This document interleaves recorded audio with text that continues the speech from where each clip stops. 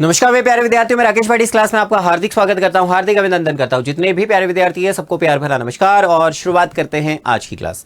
तो आज की क्लास में हम बात करेंगे विद्यार्थियों लॉन्ग क्वेश्चन की, जो ऐसे क्वेश्चन हो सकते हैं। तो दोनों मिक्स है, कोई दिक्कत नहीं है, कहाँ से क्या बनेगा तो कह नहीं सकते हैं, ठीक है, क्योंकि हम देखें कि भाई यहाँ से ये क्वेश्चन है, तो मैं कोशिश करूंगा जितने भी इंपॉर्टेंट क्वेश्चन हैं आने की संभावनाएं रखते हैं उनको लेकर आया हूँ लॉन्ग में, ठीक है।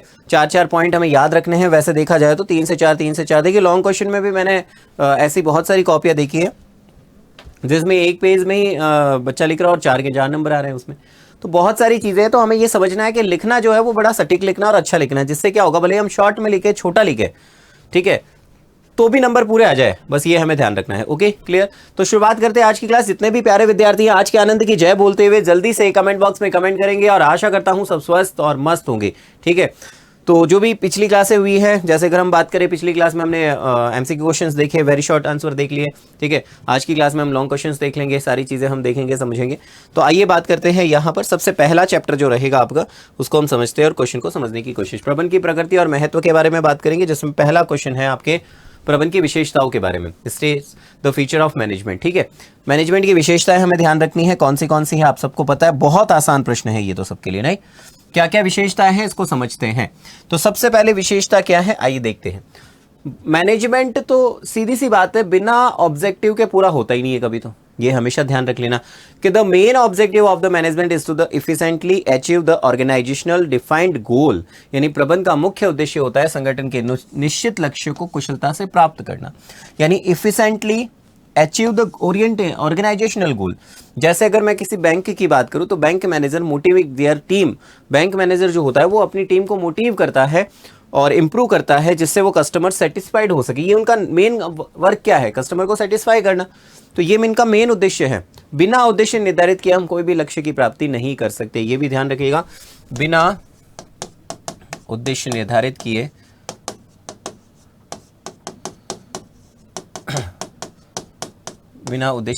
किए लक्ष्य प्राप्त नहीं किया जा सकता, लक्ष्य प्राप्त नहीं किया जा सकता।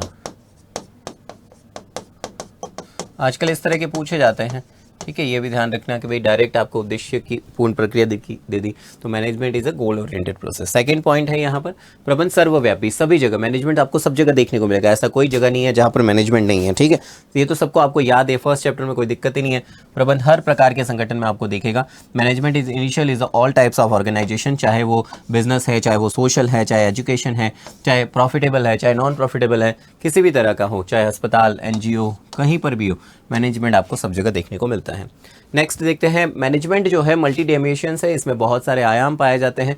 जैसे 3 आयाम इसमें हमें देखने को मिलते हैं। कार्य का प्रबंध हम देखते हैं, ठीक है, क्योंकि जैसे अगर मैं कहता हूं कि कोई काम होगा तभी तो उसका मैनेजमेंट हम करेंगे, तो काम होगा, उसके बाद उस काम को करने के लिए हमें लोग चाहिए, और लोग जब आएंगे तो उसको संचालित करने के लिए उसका मैनेजमेंट करना पड़ेगा। तो कार्य का प्रबंध हमें करना पड़ता है इसमें, ठीक है।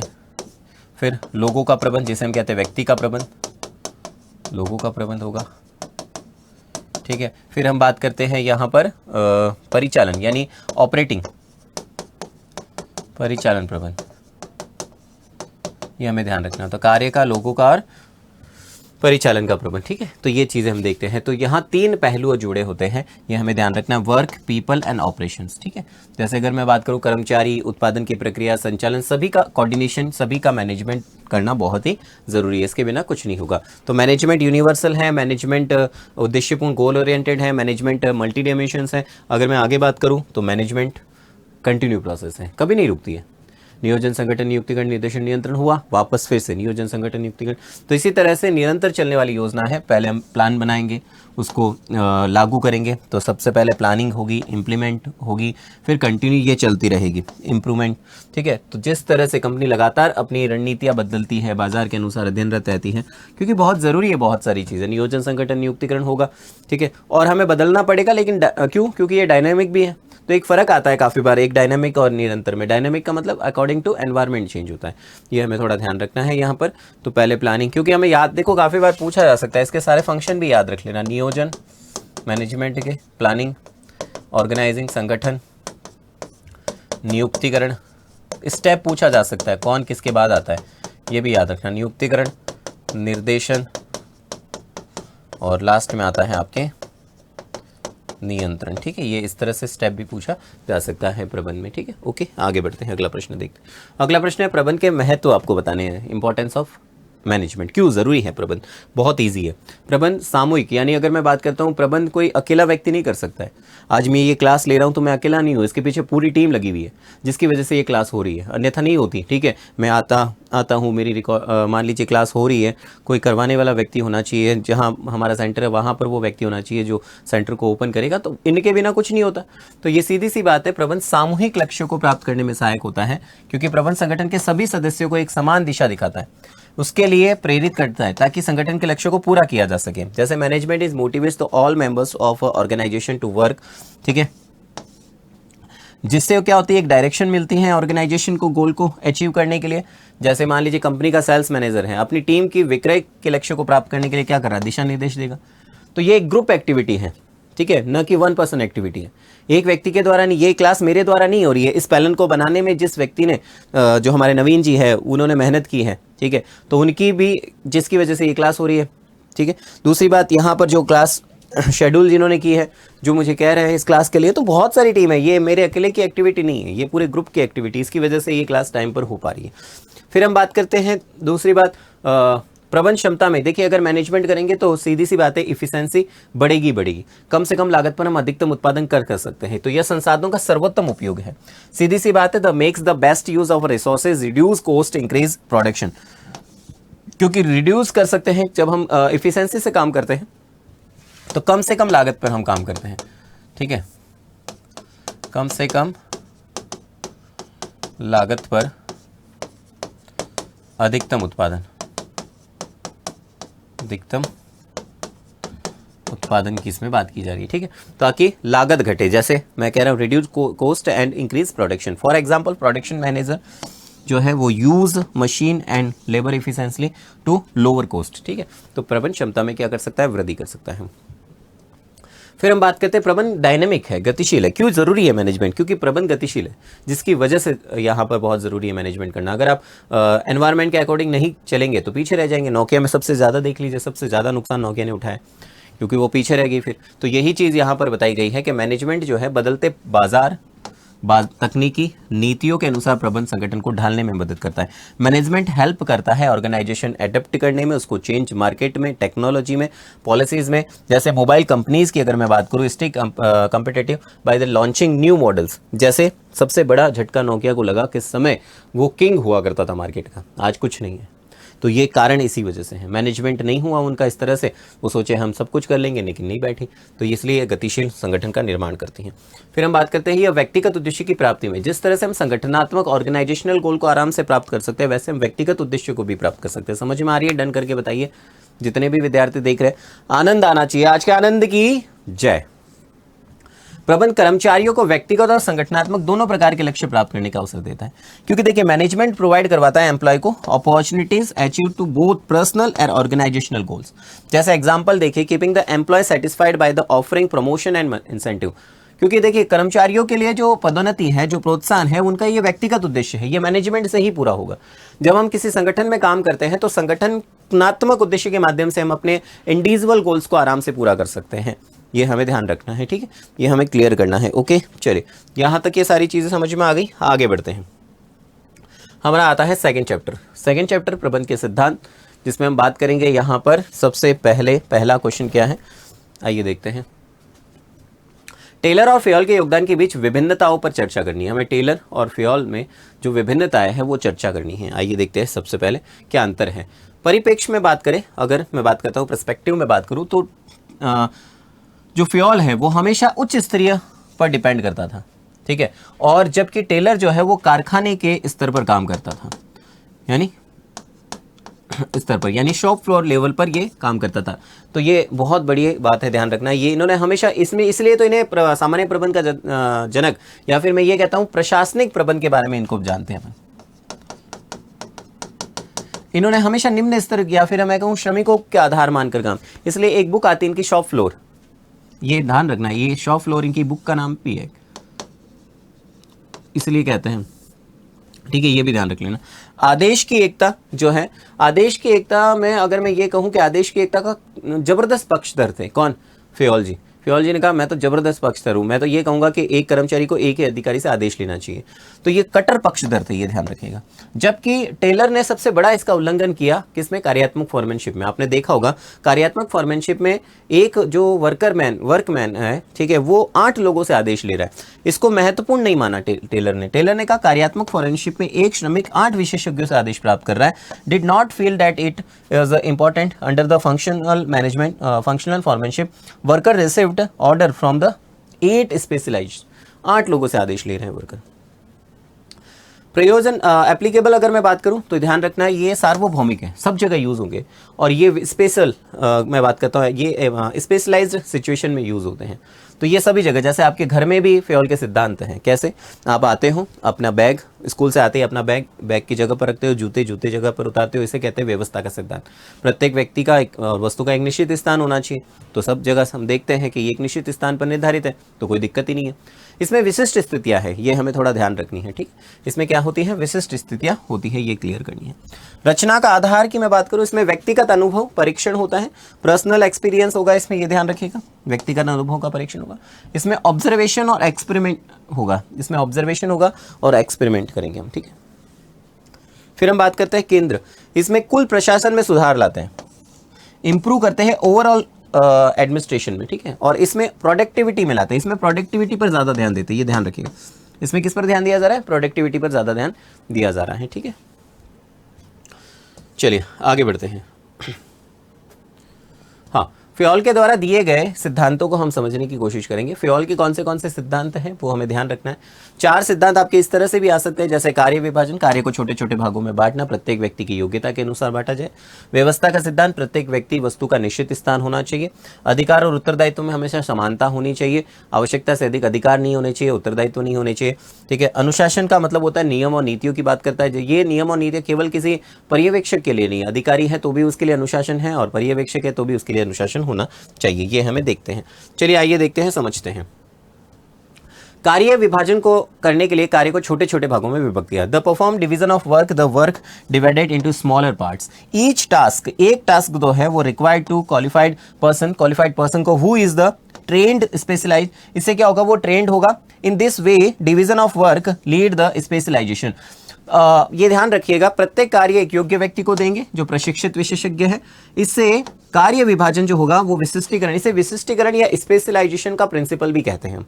तो ये ध्यान रखिएगा, विशिष्टीकरण होता है इससे, क्योंकि जब काम किसी योग्य व्यक्ति को देंगे, वो बार बार करेगा, तो वो स्पेशलाइजेशन हो जाएगा उस काम में। दूसरी बात, फेयोल के अनुसार कार्य का विभाजन का उद्देश्य ये होता है कि एक बार के परिश्रम से, अब मैं ये कह रहा हूं कि मान लीजिए अधिक उत्पादन और श्रेष्ठ कार्य करना। मैं ये कह रहा हूं कि मान लीजिए मैंने ऐसे व्यक्ति को काम दिया जिसको कुछ नहीं आ रहा है, ठीक है, वो योग्य नहीं है उस काम के लिए, तो फिर क्या होगा? उसे बार बार परिश्रम करना पड़ेगा। तो मैं एक ऐसे व्यक्ति को काम दूं जो आता है, उसे समझ में है, तो एक बार के जो परिश्रम है, तो एक बार के परिश्रम से अधिक उत्पादन श्रेष्ठ कार्य करना है। विशिष्टीकरण जो है वो मानवीय शक्ति के उपयोग करने का सबसे अच्छा तरीका होता है। द पर्पस जो होता है, division of work, the procedure, the more and do better work with one efforts. ठीक है, specialization is the most efficient way using the human power. ये भी ध्यान रखना है, efficient way of using the human power, मानवीय शक्ति के उपयोग करने का सबसे अच्छा तरीका। एक आता है व्यवस्था का सिद्धांत। हमेशा कहता हूं व्यवस्था का मतलब सीधा सा होता है यहां पर अधिकतम कार्य कुशलता के लिए लोग और सामान का एक उचित समय। यानी अगर मैं कहता हूं मैक्सिमम इफिशिएंसी चाहिए, तो पीपल और materials must be the right place and the right time. सही जगह पर सही स्थान पर होना चाहिए, सही समय पर सही स्थान पर होने चाहिए। The principle order states there should be place for everything, everyone and everything, everyone it is place. यानी ये कहता है कि व्यवस्था कहती है कि प्रत्येक चीज या प्रत्येक व्यक्ति का एक स्थान हो और वह चीज उस स्थान पर होनी चाहिए। जैसे आपकी क्लास में मान लीजिए किसी टीचर का सेकंड थर्ड पीरियड चल रहा है, ठीक है, वो टीचर वही होंगे। अब मान लीजिए उनको बुलाने के लिए कोई आ रहा है, तो आपकी क्लास में आएंगे नहीं, तो अगर वहां नहीं मिलेंगे तो गड़बड़ हो जाएगा। इसका मतलब यही है, चौक, रजिस्टर, ये सारी चीजें अपने स्थान पर होनी चाहिए। ठीक है, ये से कहते हैं व्यवस्था, ऑर्डर, ये ध्यान रखिएगा। फिर हम बात करते हैं यहाँ पर अधिकार और उत्तरदायित्व मैं पहले भी बता चुका हूं। अधिकार का मतलब होता है निर्णय लेने की शक्ति, उत्तरदायित्व का मतलब होता है जो कार्य सौंपा गया है उसे पूरा करने की यहां पर बात की जा रही है। तो अधिकार होता है आदेश देना और आज्ञा का पालन करने का अधिकार। उत्तरदायित्व का मतलब होता है अधिकार का उपसिद्धांत या जो कार्य सौंपा गया है, जो कार्य सौंपा गया है, ठीक है, उसे पूरा करना। ये ध्यान रखिएगा, जो कार्य सौंपा गया है उसे पूरा करने की बात कही गई। अधिकृत जो आदेश देने का अधिकार है और व्यक्तिगत अधिकार है जो प्रबंधक के देखो, एक तो होता है आदेश देने का अधिकार और एक होता है प्रबंधक का व्यक्तिगत अधिकार। तो ध्यान रखना, authority is the right to be given the orders the obtained officers will, responsibility is a early authority. There are two types of authority, एक ऑफिशियल अथॉरिटी होती है which in the right to given the orders, और एक होती है personal authority होती है which in the personal authority of the manager. ठीक है, तो ये हमें ध्यान रखना है। पहले तो हमें इतना याद रखना है। अब एक चीज़ और ध्यान रखना, एक चीज़ मैं यहीं बता देता हूँ आपको, आगे नहीं लेकर जाऊंगा। अधिकार और उत्तरदायित्व हमेशा बराबर होने चाहिए, आवश्यकता से अधिक अधिकार नहीं होने चाहिए और उत्तरदायित्व भी नहीं होने चाहिए। अधिकार हुए तो उसका दुरुपयोग होगा और उत्तरदायित्व हुआ तो उत्तरदायित्व अगर ज़्यादा हुए तो कार्य समय पर पूरा नहीं होगा। दूसरी बात हमें ध्यान रखनी है कि कभी भी इसका दुरुपयोग नहीं करना है। तो ये ध्यान रखना है, अधिकार और उत्तरदायित्व की जब बात आ रही है तो ये बहुत ज़रूरी है। फिर हम बात करते हैं डिसिप्लिन की, अनुशासन की बात करते हैं। अनुशासन जो होता है संगठन के कार्य करने के लिए एक आवश्यक नियम और नौकरी की शर्तें होती है। ये ध्यान रखिएगा, इतनी सी लाइन याद रखनी है, क्योंकि डिसिप्लिन जो होता है ये रूल्स एंड कोऑर्डिनेशन, ठीक है, of a employment necessary for the functioning of organisation, ये सबके लिए होगा। ठीक है, according to fuel discipline requires good supervision at every level, हर एक लेवल पर सुपरविजन, हर एक लेवल पर होना चाहिए यहाँ पर क्या, discipline, and satisfactory agreements and fair punishment. अगर मान लीजिए कोई गलती भी कर रहा है तो उसे क्या देना चाहिए, पनिशमेंट देना चाहिए। ठीक है, तो ये ध्यान रखें। संतोषजनक समझौते, काफ़ी बार हमने देखा है कि सोचते हैं कि भाई जो टॉप लेवल का है वहाँ पर उसके लिए डिसिप्लिन कोई मतलब नहीं है, वो 10 बजे आ रहा है तो भी चल रहा है, ठीक है, 12 बजे आ रहा है तो भी चल रहा है, अटेंडेंस लगा रहा है तो भी नहीं चल रहा है, कोई दिक्कत नहीं है। लेकिन एक अच्छा व्यक्ति है जो दूसरे एम्प्लॉयज़ है जो उसके नीचे अंडर में काम करते हैं, वो 5 मिनट लेते आते ही उनकी अटेंडेंस क्या लगा दी जाती है, एब्सेंट लगा दी जाती है। अब सोचिए ये किसके साथ सही है, गलत है या सही है? तो आप क्या कहोगे, सर ये तो गलत है बिल्कुल। तो यही चीज़ यहाँ पर हमें देखने को मिलती है कि डिसिप्लिन ये कहता है कि नियम और नौकरी की जो शर्तें होगी, ठीक है, वो सबके लिए एक जैसी होनी चाहिए। एवरी लेवल पर उसकी रिक्वायरमेंट होती है। ऐसा नहीं है कि सिर्फ केवल और केवल सुपरविजन लेवल पर ही होती है, ऑल लेवल पर, चाहे टॉप लेवल का भी है तो भी वो डिसिप्लिन में रहेगा, चाहे लोअर लेवल का है तो भी वो डिसिप्लिन में रहेगा। ये हमें ध्यान रखना होता है। ठीक है, चलिए आगे बढ़ते हैं। अगला प्रश्न देखते हैं क्या है। हाँ, माना कि प्रबंधक और श्रमिक के बीच समझौता हुआ जिसके अनुसार कंपनी को हानि की स्थिति में उबारने के लिए कर्मचारी को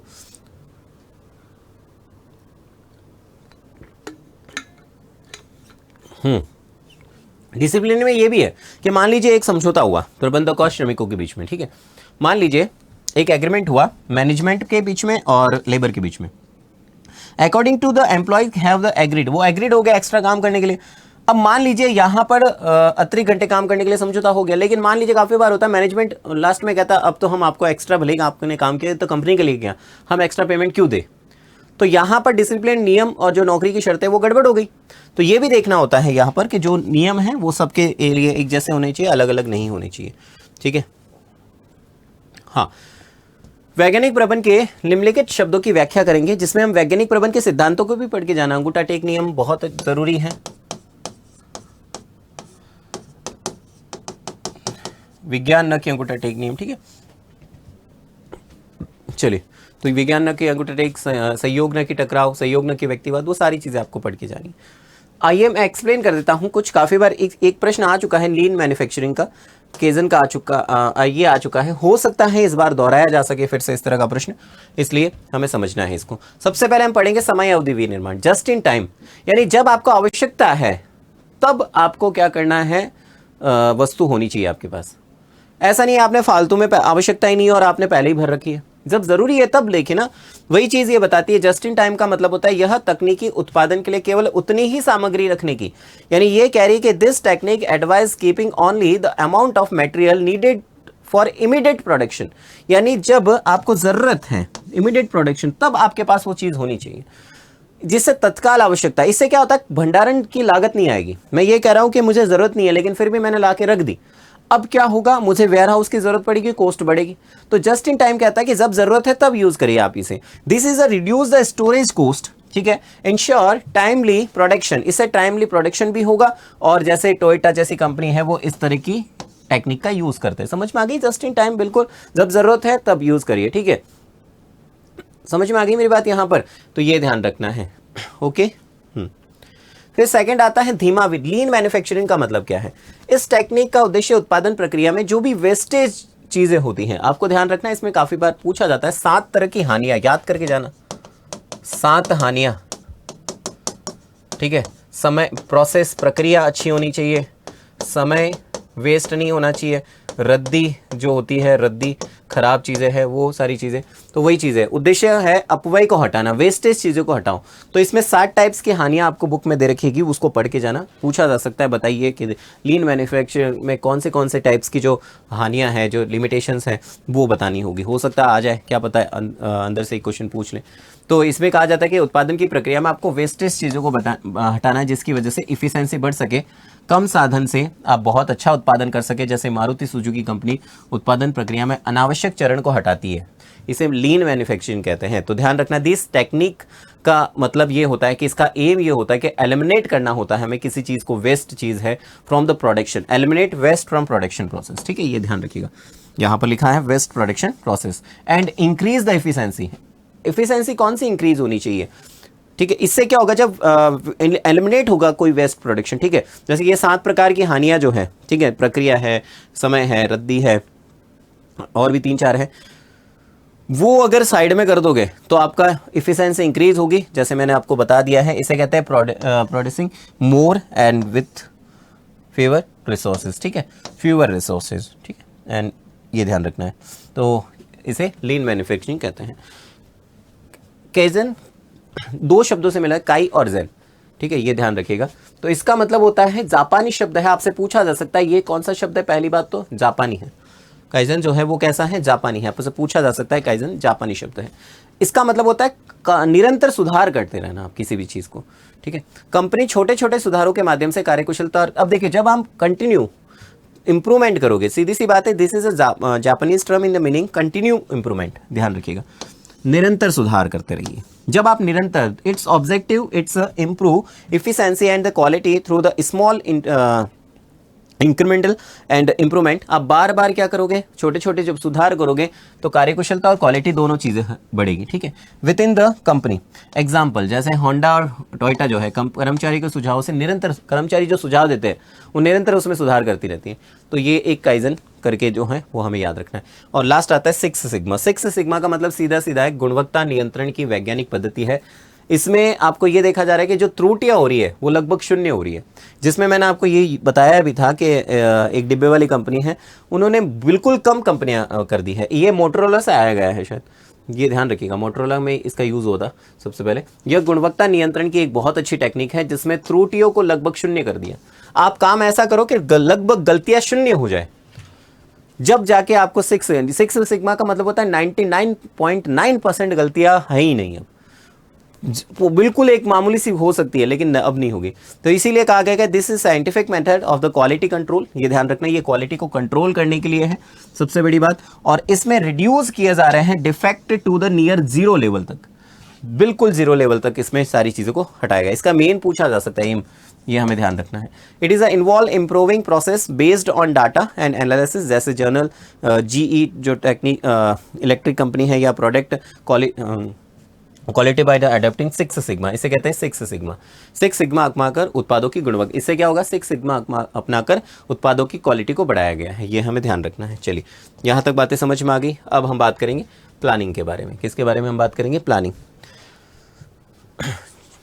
उसमें निबंधात्मक 3rd चैप्टर में तो आपके वेरी शॉर्ट आंसर में आ जाएंगे, आगे होंगे, ठीक है, कोई दिक्कत नहीं है, वेरी शॉर्ट और जो शॉर्ट आंसर है। चलिए ओके, क्लियर है सबको, समझ में आ गई। आज के आनंद की जय बोल दीजिए फटाफट से। सबसे पहला है नियोजन में विशेषताओं को समझाइए। नियोजन की क्या क्या विशेषताएं हैं, प्लानिंग की जो भी मैनेजमेंट फीचर्स है वो हमें बतानी है। सबसे पहले अगर हम बात करें नियोजन की ये केंद्र बिंदु है, बिल्कुल सही है। संस्थाओं को स्थापना सामान्य उद्देश्य से होती है, विशिष्ट उद्देश्य और लक्ष्यों को प्राप्त करने के लिए किए जाने वाली क्रियाओं के साथ योजनाओं को निर्धारित किया जाता है। This is a common knowledge that is the organization established with the general objective, specific objective, ठीक है, along with activities and achieve them are set out in plan. क्योंकि बिना केंद्र बिंदु के आप प्लान नहीं कर सकते, आपके पास क्या होना चाहिए, एक ऑब्जेक्टिव होना चाहिए। फिर हम बात करते हैं नियोजन हमेशा उद्देश्यपूर्ण होता है, नियोजन तब तक मीनिंगलेस है, ये ध्यान रखिएगा, बता चुका हूँ। Planning is a meaningless unless contribute and achieving the organisations process, ठीक है, पे डिटरमिनेड गोल। यानी जब तक ये क्या लगा, जब तक संस्थाओं से पूर्व निर्धारित लक्ष्य को प्राप्त करने में ये सहयोग नहीं देता है, तब तक इसका कोई अर्थ नहीं है, मीनिंगलेस है, कोई मतलब नहीं है। फिर हम बात करते हैं नियोजन सबसे वही बात है, प्राइमरी फंक्शन है, ठीक है, दूसरों के लिए बेस तैयार करता है। तो बताया था foundation of the other management and all managerial task is the perform with in the framework. तो ये ध्यान रखना, निर्धारित नियोजन के ढांचे के अंतर्गत सारी क्रियाएं होती हैं, अतः नियोजन अन्य कार्यों से पहले आएगा। नियोजन सबसे पहले आता है, संगठन ऑर्गेनाइजिंग से पहले आएगा, स्टाफिंग से पहले आएगा, डायरेक्टिंग से पहले आएगा और कंट्रोलिंग से पहले आएगा, ये हमें ध्यान रखना है, ठीक है। नियोजन सर्वव्यापी है, नियोजन सर्वव्यापी है। प्लानिंग इज अ प्रेवेसिव या यूनिवर्सल कह सकते हैं, क्या कह सकते हैं हम इसे, यूनिवर्सल, सब जगह होगा, चाहे संस्था में सभी विभाग है, प्रबंध के सभी स्तर है, वांछनीय है, उच्च स्तरीय है, प्रबंध का नहीं होता है, या किसी विशेष विभाग का नहीं काम है, ये सभी का काम है, क्षेत्र विभिन्न विभागों का, सबके भिन्न भिन्न होता है। तो प्लानिंग जो होती है वो all department organization at all levels management में होती हैं। ये किसी एक का काम नहीं है कि भाई टॉप लेवल ही प्लानिंग करेगा, सब जगह प्लानिंग आपको देखने को मिलेगी, ये हमें ध्यान रखना है, ठीक है। हाँ, प्लानिंग जो होती है वो एक कंटिन्यू प्रोसेस है, निरंतर चलती रहेगी, ऐसा नहीं है कि भाई हाँ यहाँ पर है। तो प्लानिंग कंटिन्यू प्रोसेस से ध्यान रखिएगा।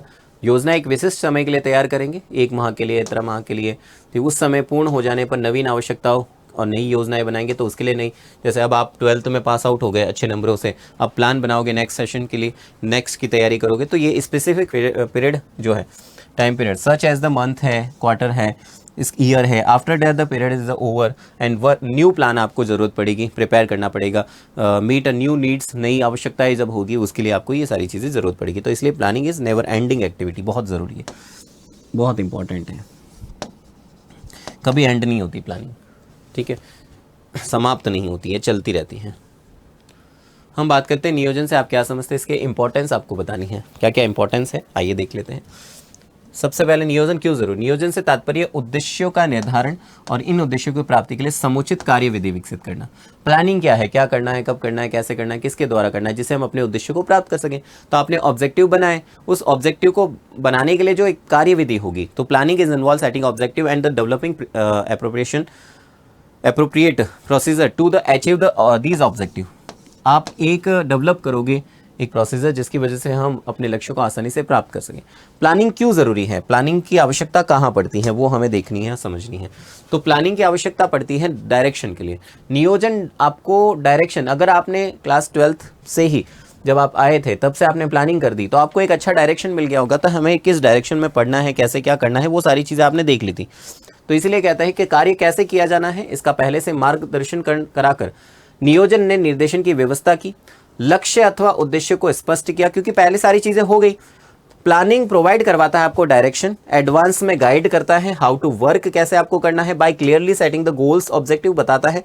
प्लानिंग आपको इंश्योर करता है they serve the guide, planning आश्वासन देता है कि वो एक मार्गदर्शक के रूप में आपका काम करेगा, किस दिशा में क्या करना है ये आपको बताएगा।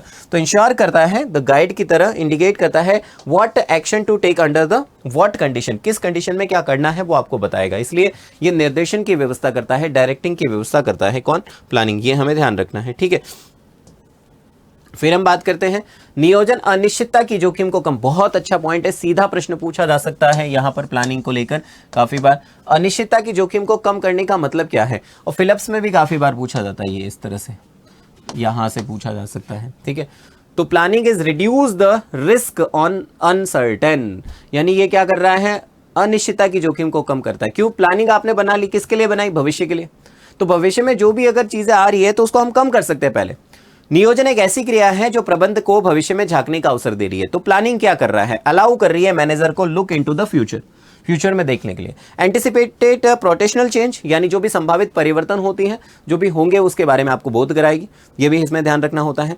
Bye determining future actions, planning, ठीक है, और dealing with the uncertain events and the changes. क्या लिखा गया है? भविष्य में किए जाने वाले जो भी क्रियाकलाप है उसको निश्चय करके, ठीक है, और नियोजन अनिश्चित जो भी घटनाएं होती है, जो भी परिवर्तन होती है, इसको व्यवहार का मार्ग प्रशस्त करती है। यानी अनसर्टेनिटी जो हो रही है उसको कम करेगा प्लानिंग, कि भाई जो अनिश्चित घटना है उसको हम कम कर सकते हैं। देखिए वैसे देखा जाए तो कम कुछ नहीं होना है, जो होना है वो निश्चित है, लेकिन हम प्लान बनाकर काम करेंगे तो सीधी सी है, कुछ काम व्यवस्थित तरीके से चल सकते हैं। इस वजह से ये सारी चीज़ें करी गई हैं, तो अनिश्चितता की जोखिम को कम करता है। ठीक है, हाँ, जैसे मैंने भी कहा, परिवर्तन और घटना को रोका तो नहीं जा सकता है। Change the event can not be the prevent, हम रोक नहीं सकते उस चीज को, but they can be the anticipated, हम मैनेजरियल रेस्पॉन्स से उसको डेवलप कर सकते हैं, विकसित कर सकते हैं, उनके लिए प्रबंध की प्रतिक्रिया विकसित कर सकते हैं, हम क्या करें उस सिचुएशन में। हाँ, उसको रोक नहीं कर सकते क्योंकि अनसर्टेन है, अनिश्चित है, कुछ चीजें उसको कम जरूर कर सकते हैं, हम रोक तो पूरा नहीं सकते हैं।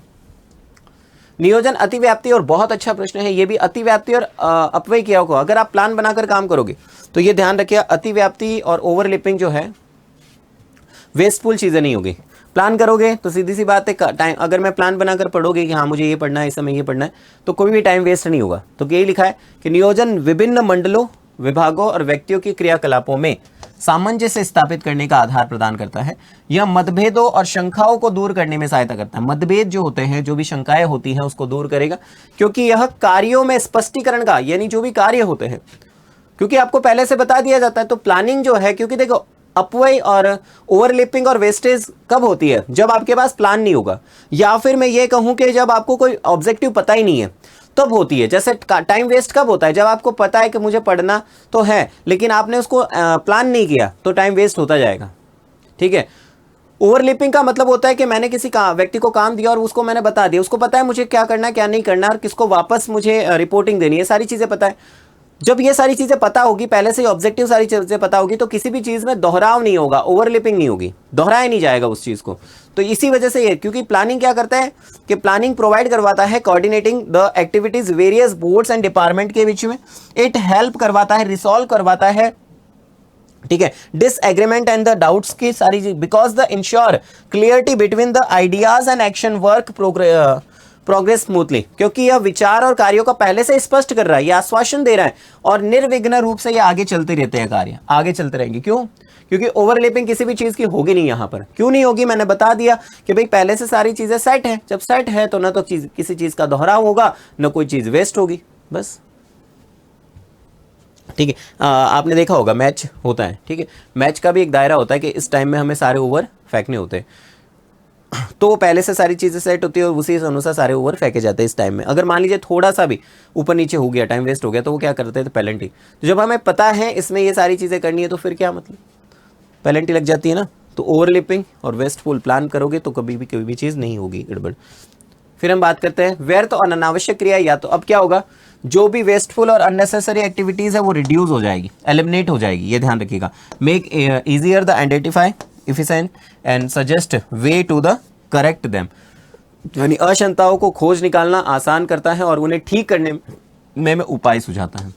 ये ध्यान रखेंगे, ठीक करने में क्या सुझाए जाते हैं? उपाय सुझाए जाते हैं, ये हमें क्लियर करना है। चलिए अब बात करते हैं 5th चैप्टर की, संगठन के बारे में हम बात करेंगे। ठीक है, आइए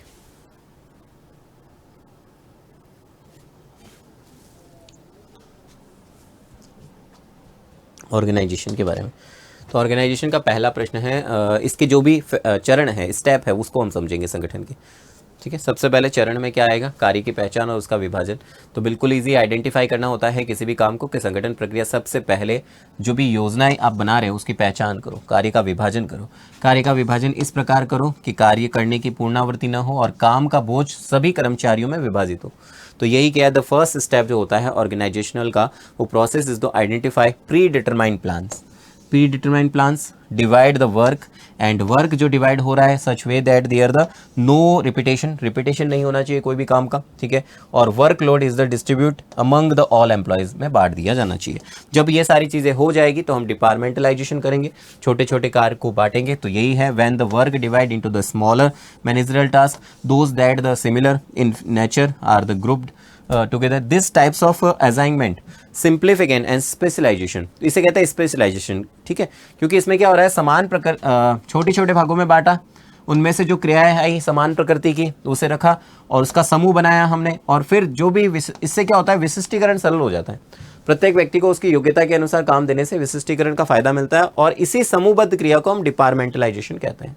सेकंड पॉइंट आया। थर्ड पॉइंट आता है, जब ये सारी चीजें हो गई तो अब उसे ड्यूटी बताई जाएगी, कर्तव्य दिए जाएंगे, ठीक है। कर्मचारियों का कार्य निर्धारण अति आवश्यक है। जब एक बार विभाग का निर्धारण हो गया, यानी assign duty to the different employees is the initial once department are established, जब डिपार्टमेंट एस्टेब्लिश्ड हो गए, each task assign to the an individual, यानी प्रत्येक कार्य एक व्यक्ति को दे दिया जाएगा। इसके उपरांत विभिन्न कार्यों को प्रत्येक विभाग के सदस्य को निपुणता और क्षमता के आधार पर आवंटित करेंगे। Various task are then the allocated members to each department based on their the skill and abilities. अब उनकी ड्यूटीज असाइन करेंगे, कौन क्या करना है क्या नहीं करना है वो सारी चीजें बताएंगे। और लास्ट आती रिपोर्टिंग, ठीक है, उनको ये बताएगा केवल काम को बांटना ही पर्याप्त नहीं होगा, केवल काम को बांटना ही पर्याप्त नहीं होगा। ध्यान रखना, प्रत्येक कर्मचारी को यह पता होना चाहिए कि किससे आदेश प्राप्त करने और वह किसके प्रति जवाबदेह है, ये ध्यान रखिएगा। ईच एम्प्लॉय मस्ट नो, ठीक है, प्रत्येक कर्मचारी को यह पता होना चाहिए वो whom they received order and whom they are accountable, यानी कौन किससे मैं रिसीव लेना है, किसके लिए हम अकाउंटेबल हैं। जब रिपोर्टिंग हम करेंगे, ये क्लास हो गई मेरी, ठीक है, मुझे ये बताना पड़ेगा मेरी क्लास पूरी हो चुकी है और ये सारी चीज़ें हैं। जब मैं बताऊंगा तभी ये सारी चीज़ें होगी, अन्यथा नहीं होगी, ठीक है, ये ध्यान रखिएगा। चलिए मैं आगे चलूँ। अधिकार अंतरण के फैक्टर्स की अगर मैं बात करूँ तो 3 फैक्टर हैं। सबसे पहले अथॉरिटी आती है। अथॉरिटी का मतलब सीधी सी बात है, अधिकार से तात्पर्य एक व्यक्ति के उस अधिकार से है जिसके आधार पर अपने अधीनस्थों को नियंत्रित, अधिकार मतलब निर्णय लेने की शक्ति। अगर मेरे पास अधिकार है तो मैं दूसरे व्यक्ति को नियंत्रित कर सकता हूँ, यही चीज़ है अथॉरिटी जो होती है। Refers to the power individual has the control, they are the subordinates and act within the scope, they are the position. The concept of authority, अधिकार की जो धारणा निर्धारित होती है वो सोपान श्रृंखला से प्रारंभ होती है, ऊपर से नीचे की तरफ, ठीक है, ये ध्यान रखें। अधिकार जो होंगे वो ऊपर से नीचे की ओर आएंगे, नीचे से ऊपर कोई अधिकार नहीं जाएंगे, ये ध्यान रखिएगा। तो ये सोपान श्रृंखला से प्रारंभ होती है, तो ध्यान रखना। The concept of authority organise the hierarchical chain, ऊपर की तरफ स्केलर चेन जिसे हम कहते हैं, और संगठन की विभिन्न स्तरों पर जोड़ती है, और ये आपस में जुड़ती है। कैसे जुड़ती है? Top level, middle level, lower level. Okay, clear, समझ में आ रहा है सबको? जल्दी से इसको शेयर कर दीजिए, लाइक कर दीजिए फटाफट से।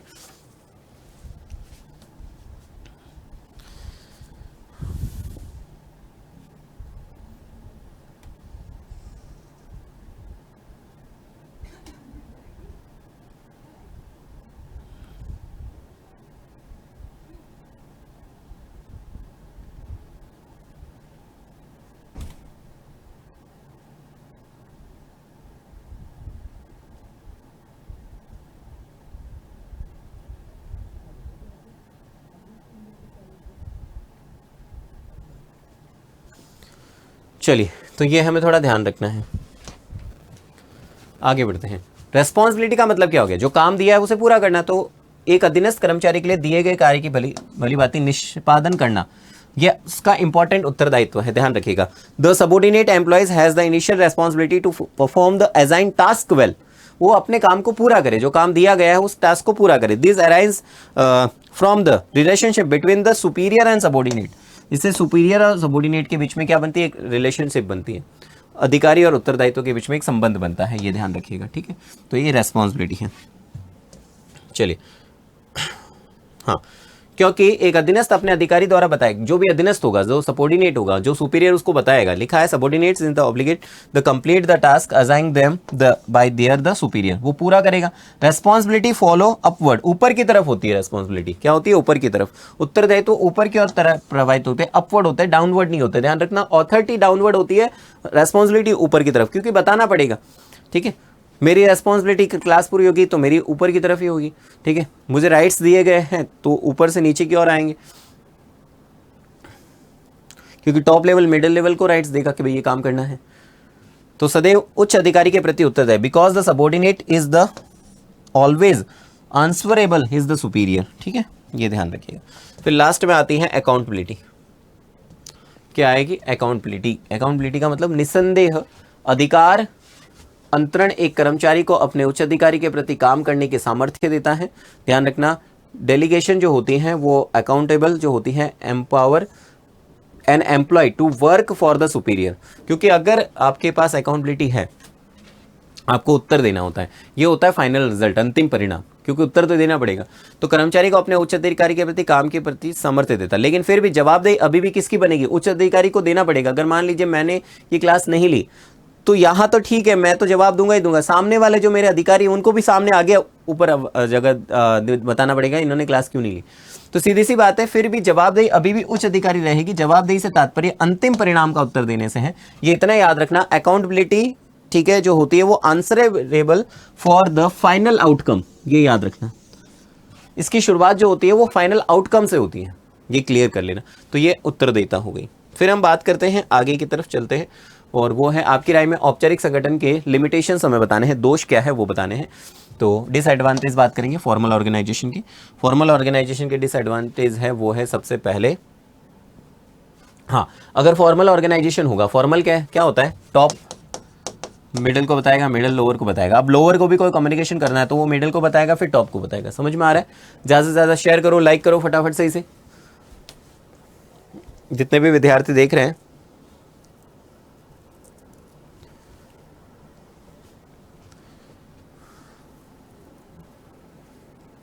हाँ, चले, तो ध्यान रखना, फिर लोअर लेवल आएगा।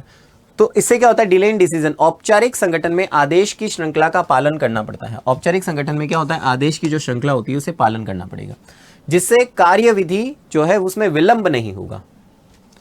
कार्यविधि में विलंब नहीं होगा। निर्णय लेने में अधिक समय लगता है, ये ध्यान रखिएगा। हमें कार्यविधि में विलंब के कारण निर्णय लेने में अधिक समय लगेगा। जैसे मैंने अभी क्या कहा, लोअर पहले मैं इसको बताएगा, फिर इसको, फिर वापस इससे आएगी, जैसे काफ़ी बार होता है। द फॉर्मल कम्युनिकेशन में क्या होता है? सबसे बड़ी डिले हो जाती है, सारी चीज़ें एस्टेब्लिश्ड एक चैन बनी होती है, इस चैन की वजह से ये सारी चीज़ें डिले होती है। In increase the time taken, time ज़्यादा लगेगा, इसलिए इसे निर्णय लेने में समय ज़्यादा लगता है।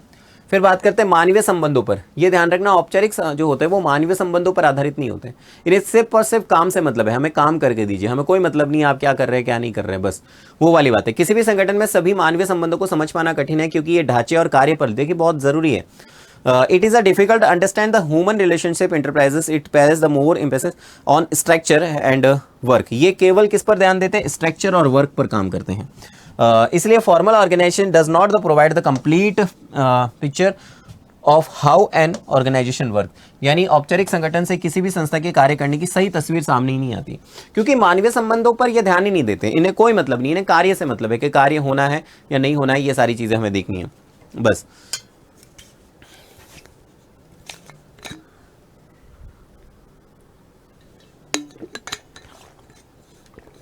चलिए चलते हैं, आगे बढ़ते हैं।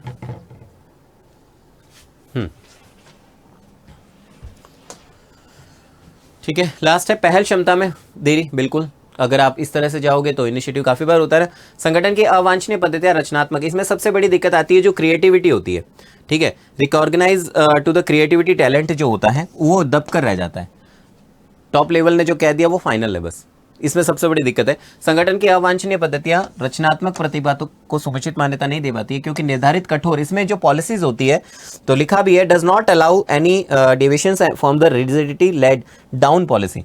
यानी इसमें किसी भी तरह की जो कठोर नीतियां होती है किसी भी प्रकार का परिवर्तन नहीं रहती। टॉप लेवल ने जो बना दिया है, ठीक है, वो फाइनल है, बस मुझे और कुछ नहीं सुनना, हमारी कोई सुन ही नहीं रहा है। तो इसका मतलब जो पहले से है वो पॉलिसी चल रही है, तो फिर वह दिक्कत आएगी। आप अपनी पहल क्षमता को कैसे आगे इनिशिएटिव कैसे करोगे आप? तो ये फॉर्मल में सबसे बड़ी दिक्कत आती है। इनफॉर्मल में कोई दिक्कत नहीं है, इसमें पहल क्षमता भी डिले हो जाती है। ठीक है, फिर आप जुड़ते हैं हम जितने भी विद्यार्थी क्लास देख रहे हैं इसे ज़्यादा से ज़्यादा शेयर करिए। उत्सव नया सत्र 2026-27 शुरू हो चुका है। 6 to 12 तक सभी ऑनलाइन कोर्सेज पर हमें ध्यान रखना है। 90% का डिस्काउंट मिल रहा है, प्लस अर्ली बर्ड ऑफर भी आपको ध्यान रखना है, ये मिल रहा है। Free all in one notes आपको मिलेंगे सारे के सारे ऑन प्राइम बैच में, free model paper on prime batch, ठीक है, ये हमें ध्यान रखना है। सिर्फ ऑफर जो रहेगा वो 5 मार्च तक रहेगा। जल्दी से डाउनलोड कर दीजिए और अपनी सीट बुक कराइए। अब ये बैच इस तरह से रहेंगे। सबसे पहले विश्वास बैच 6 to 8 तक का स्टैंडर्ड 2000, प्राइम 3500 रुपये। ऑफर जो रहेगा 5 मार्च तक रहेगा, ये ध्यान रखिएगा। फिर हम बात करते हैं यहाँ पर आरंभ बैच, वो हमें ध्यान रखना है। क्लास रहेगी 9-10, वो रहेगा यहाँ पर स्टैंडर्ड 2000 है और प्राइम है 3500 रुपये, ठीक है, ये हमें ध्यान रखना है। क्लास 11-10 पराक्रम है कॉमर्स, जिसमें हमें ध्यान रखना है स्टैंडर्ड 3000 है और प्राइम है 5800। फिर हम बात करते हैं आर्ट्स, यहाँ पर प्रगति, जिसमें हम क्लास 12th आर्ट्स की बात करेंगे, जिसमें हम बात करेंगे स्टैंडर्ड जो है वो 2800 है और 5500 है प्राइम का।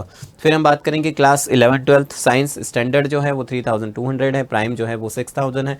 निश्चय बैच है, तो जितने भी विद्यार्थी क्लास को देख रहे हैं इसे शेयर कर दीजिए, अपने छोटे भाई बहनों को बता दीजिए, ठीक है, क्योंकि आप तो क्लास 12th में पास आउट हो जाओगे अच्छे नंबरों से, ठीक है, और जो अब आगे आने वाले हैं उनको ज़रूर सजेस्ट करिए इसके बारे में और बताइए। तो आशा करता हूँ जितने भी विद्यार्थी देख रहे हैं थम करके दिखाना ज़रूर सर, हम शेयर करेंगे और बताएंगे सब अपने बच्चों को। अब हम बात करेंगे नेक्स्ट चैप्टर जो है वो है हमारा नियुक्तिकरण, स्टाफिंग, ठीक है। स्टाफिंग की अगर मैं बात करूं तो सबसे पहला क्वेश्चन क्या आएगा, कर्मचारी के चयन प्रक्रिया का वर्णन। आपको बतानी है प्रोसेस किसका, चयन का, सारी नहीं बतानी है आपको, ठीक है, क्योंकि ज़्यादा बतानी नहीं हमें, जो पूरा 5 पॉइंट में बता देता हूँ सिर्फ और सिर्फ। प्रारंभिक याद, सबसे पहले हम बात करते हैं यहाँ पर स्क्रीनिंग करेंगे जो भी हमारे पास आवेदन आते हैं उनके बारे में। जितने भी आवेदन आते हैं एंड इनिशियल स्क्रीनिंग होती है, द रिसीव्ड एप्लीकेशंस, जो भी हमारे पास रिसीव्ड होती हैं उनकी कैंडिडेट्स इज द कंडक्ट, ठीक है, उनकी प्राथमिक छटनी करेंगे। जो उम्मीदवार न्यूनतम योग्यताएं रखता है, तो ध्यान रखना कैंडिडेट वो do not meet the minimum qualify educational qualification या experience age are eliminate here. क्या लिखा गया, न्यूनतम योग्यता पूरी नहीं करते हैं, लिखा भी है do not meet the minimum qualification, जो पूरी योग्यता, जैसे काफी बार होता है ना वैकेंसी निकली है, ठीक है, और उसमें लिखा है 10th पास आउट होना चाहिए, ठीक है, लेकिन जिसने 8 पास आउट है उसने भी फॉर्म फिल कर दिया, तो वो क्या हो गया, do not meet minimum qualification, वो मिनिमम क्वालिफिकेशन को क्या कर रहा है, नहीं आ रहा है।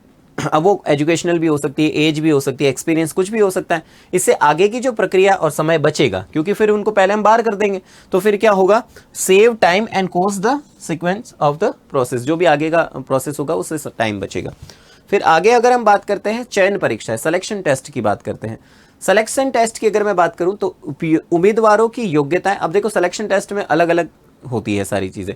जब आप सिलेक्शन होगे तो वहाँ पर आपको क्या करना पड़ेगा, टेस्ट होते हैं अलग अलग प्रकार के, जैसे बुद्धि परीक्षा होगी, कौशल परीक्षा होगी, बुद्धि स्तर को मापते हैं, स्किल में नए कौशल को मापते हैं, न्यू स्किल को मापते हैं, व्यक्तित्व में आपकी पर्सनैलिटी के बारे में देखते हैं, ट्रेड में आपको जो मौजूदा है पहले से एग्जिस्टिंग है जो आपके पास नॉलेज है उसको देखते हैं, अभिरुचि आपका किस में ज़्यादा इंटरेस्ट है उसके बारे में, ये सारी चीज़ें होती हैं, तो ये सारे हमें देखनी पड़ती हैं, ठीक है। Intelligence skill test, personality test, trade test, aptitude test, ये हमें याद रखने हैं, ठीक है। फिर हम बात करते हैं रोजगार। जब आप इन परीक्षाओं को पास कर लेते हो तो आपको इंटरव्यू के लिए बुलाया जाता है। तो इसमें क्या लिखा गया है, चयन परीक्षा जब पास हो जाती है तो इंटरव्यू के दौरान नियोक्ता और उम्मीदवार आमने सामने बैठते हैं, ठीक है। तो ये ध्यान रखिएगा, यहाँ पर employer and candidate interact face to face, आमने सामने बैठते हैं इंटरव्यू में दोनों, ठीक है। और इससे उम्मीदवार के व्यक्ति, इसमें क्या होता है, this the directly access to the candidate, जो भी कैंडिडेट है उसकी पर्सनैलिटी क्या है, उसका बोलने का तरीका क्या है, उसकी क्या कम्युनिकेशन स्किल है, कॉन्फिडेंस कितना है, ठीक है, बिहेवियर कैसा है, वर्क एटीट्यूड क्या है, ये सारी चीज़ें इसमें देखी जाती है, किसमें, इंटरव्यू में। तो ये ध्यान रखिएगा, ओके। जब रोजगार हो गया तो आपको बुलाया जाता है रेफरेंस और बैकग्राउंड। जैसे आप जब फॉर्म फिल करते हैं तो फॉर्म फिल करने के दौरान आपने देखा होगा वहाँ आपसे पूछा जाता है इससे पहले आप कहाँ नौकरी करते थे, कौन है जो आपके बारे में बता सकता है। तो अब आपको ये देखा जाएगा कि जो पुराने हैं लोग हैं जो आपके परिचित है उनसे देखा जाएगा कि इंसान कैसा है, इस पर किसी प्रकार का केस तो नहीं चल रहा है, बहुत सारी चीज़ें हैं। तो उम्मीदवार द्वारा आवेदन पत्र दिए गए संदर्भों जैसे पूर्व नियोक्ता, जैसे लिखा है रेफरेंस हम जो देते हैं, जैसे पुराने जो एम्प्लॉयर्स हैं, हमारे जो टीचर्स रहे हैं, are the candidate the verify, candidate के बारे में वेरीफाई करते हैं, कैंडिडेट्स द कैरेक्टर के बारे में, उसके बिहेवियर के बारे में, उसकी ऑनेस्टी के बारे में, उसके वर्क एथिक्स के बारे में, उसने काम जहाँ किया वहाँ कैसा किया है, ठीक है। बैकग्राउंड चेक किया जाता है, some type the content with the policy और अदर सोर्स, यानी काफ़ी बार कभी कभी पुलिस और अन्य स्रोतों से पुलिस वेरिफिकेशन भी होता है, पता है आपको, जिसमें ये देखा जाता है हाँ ये बिल्कुल सही व्यक्ति है, तो अन्य स्रोतों से भी है, तो ये पूरा बैकग्राउंड देखते हैं जब उसने इंटरव्यू पास कर लिया है। जब इंटरव्यू पास कर लेते हैं तो उसका सिलेक्शन हो जाता है, उसका चयन हो जाता है, चयन का निर्णय लिया जाता है, ये सबसे इंपॉर्टेंट है। सभी टेस्ट अगर इंटरव्यू जांच परिणामों को देखकर अंतिम निर्णय लिया जाता है किसे नियुक्त किया जाए, प्रबंधक चयन समिति मिलकर यह निर्णय लेती है। तो फाइनल डिसीजन होता है will be the hired the made based on the result all test interview, सारी चीज़ें हो चुकी है, अब उसे सिलेक्शन का समय आ चुका है। तो इस तरह से हमने 5 पॉइंट हमने पढ़े हैं, बाकी वाले आप देखना अच्छे से याद हो जाएंगे। भर्ती से आप क्या समझते हैं? भर्ती के बाह्य स्रोतों का वर्णन कीजिए। आपको बताना है एक्सटर्नल सोर्स। भर्ती क्या है तो ध्यान रखना, भर्ती किसे कहते हैं, तो सबसे पहले हम रिक्रूटमेंट को पढ़ते हैं। भर्ती का मतलब कर्मचारियों को खोजना। Finding the prospective employees, prospective का मतलब होता है संभावित कर्मचारी, अभी तक आए नहीं है, हम उन्हें खोजना चाहते हैं, तो ध्यान रखना फाइंडिंग द प्रोस्पेक्टिव एम्प्लॉयज जो होती हैं वो रिक्रूटमेंट में आएगा। इंक्रेज करते हैं, उन्हें आकर्षित करते हैं, them apply for the vacant position, जो भी पोजीशन वैकेंट है उसको भरने के लिए, आवेदन करने के लिए उन्हें प्रोत्साहित करते हैं। इसलिए ध्यान रखना भर्ती जो होती है वो सकारात्मक होती है। क्या होती है? सकारात्मक होती है विद इन द ऑर्गेनाइजेशन, एक ऑर्गेनाइजेशन में, ठीक है। फिर हम बात करते हैं यहाँ पर कौन से सोर्स हैं उनके बारे में हम देख लेते हैं। जब संस्था अपने बाहर से नए उम्मीदवार को लाकर नए रिक्त पदों को भरती है तो बहुत बाह्य स्रोत करते हैं। तो ध्यान, बाह्य स्रोत का मतलब जब फिल करती है वैकेंट पोस्ट को, कहाँ से भरती है? न्यू कैंडिडेट से, आउटसाइड, ठीक है, फ्रॉम आउटसाइड। न्यू कैंडिडेट लाएगी, कहाँ से लाएगी? From outside, is called is external sourcing, ठीक है। अब इसमें सबसे पहले आती है डायरेक्ट, प्रत्यक्ष। काफ़ी बार आपने देखा होगा, जैसे कोई मान लीजिए कोई शॉप है, उसके बाहर भी लिखा होता है काफ़ी बार कि हमें हेल्पर की आवश्यकता है, तो वो एक तरह की डायरेक्ट भर्ती है। काफ़ी बार है संस्था के गेट पर या किसी निर्धारित स्थान पर लिखा भी है recruitment is done by the scrolling applications directly from the interested candidate at the organisational entrance, या फिर जो भी लोकेशन दे रखी है वहां पर सीधे इच्छुक उम्मीदवार आवेदन भर्ती करना। सामान्यतः कम कौशल, इसमें ज्यादातर कौन से लोग आएंगे? यूजली डन लो स्किल, जिनके पास ज्यादा स्किल्ड नहीं है, जिनके पास लो स्किल्ड है और टेम्पररी जॉब चाहते हैं। ये टेम्पररी होता है, अस्थायी कार्यों के लिए किया जाता है, ये डायरेक्ट रिक्रूटमेंट होती है।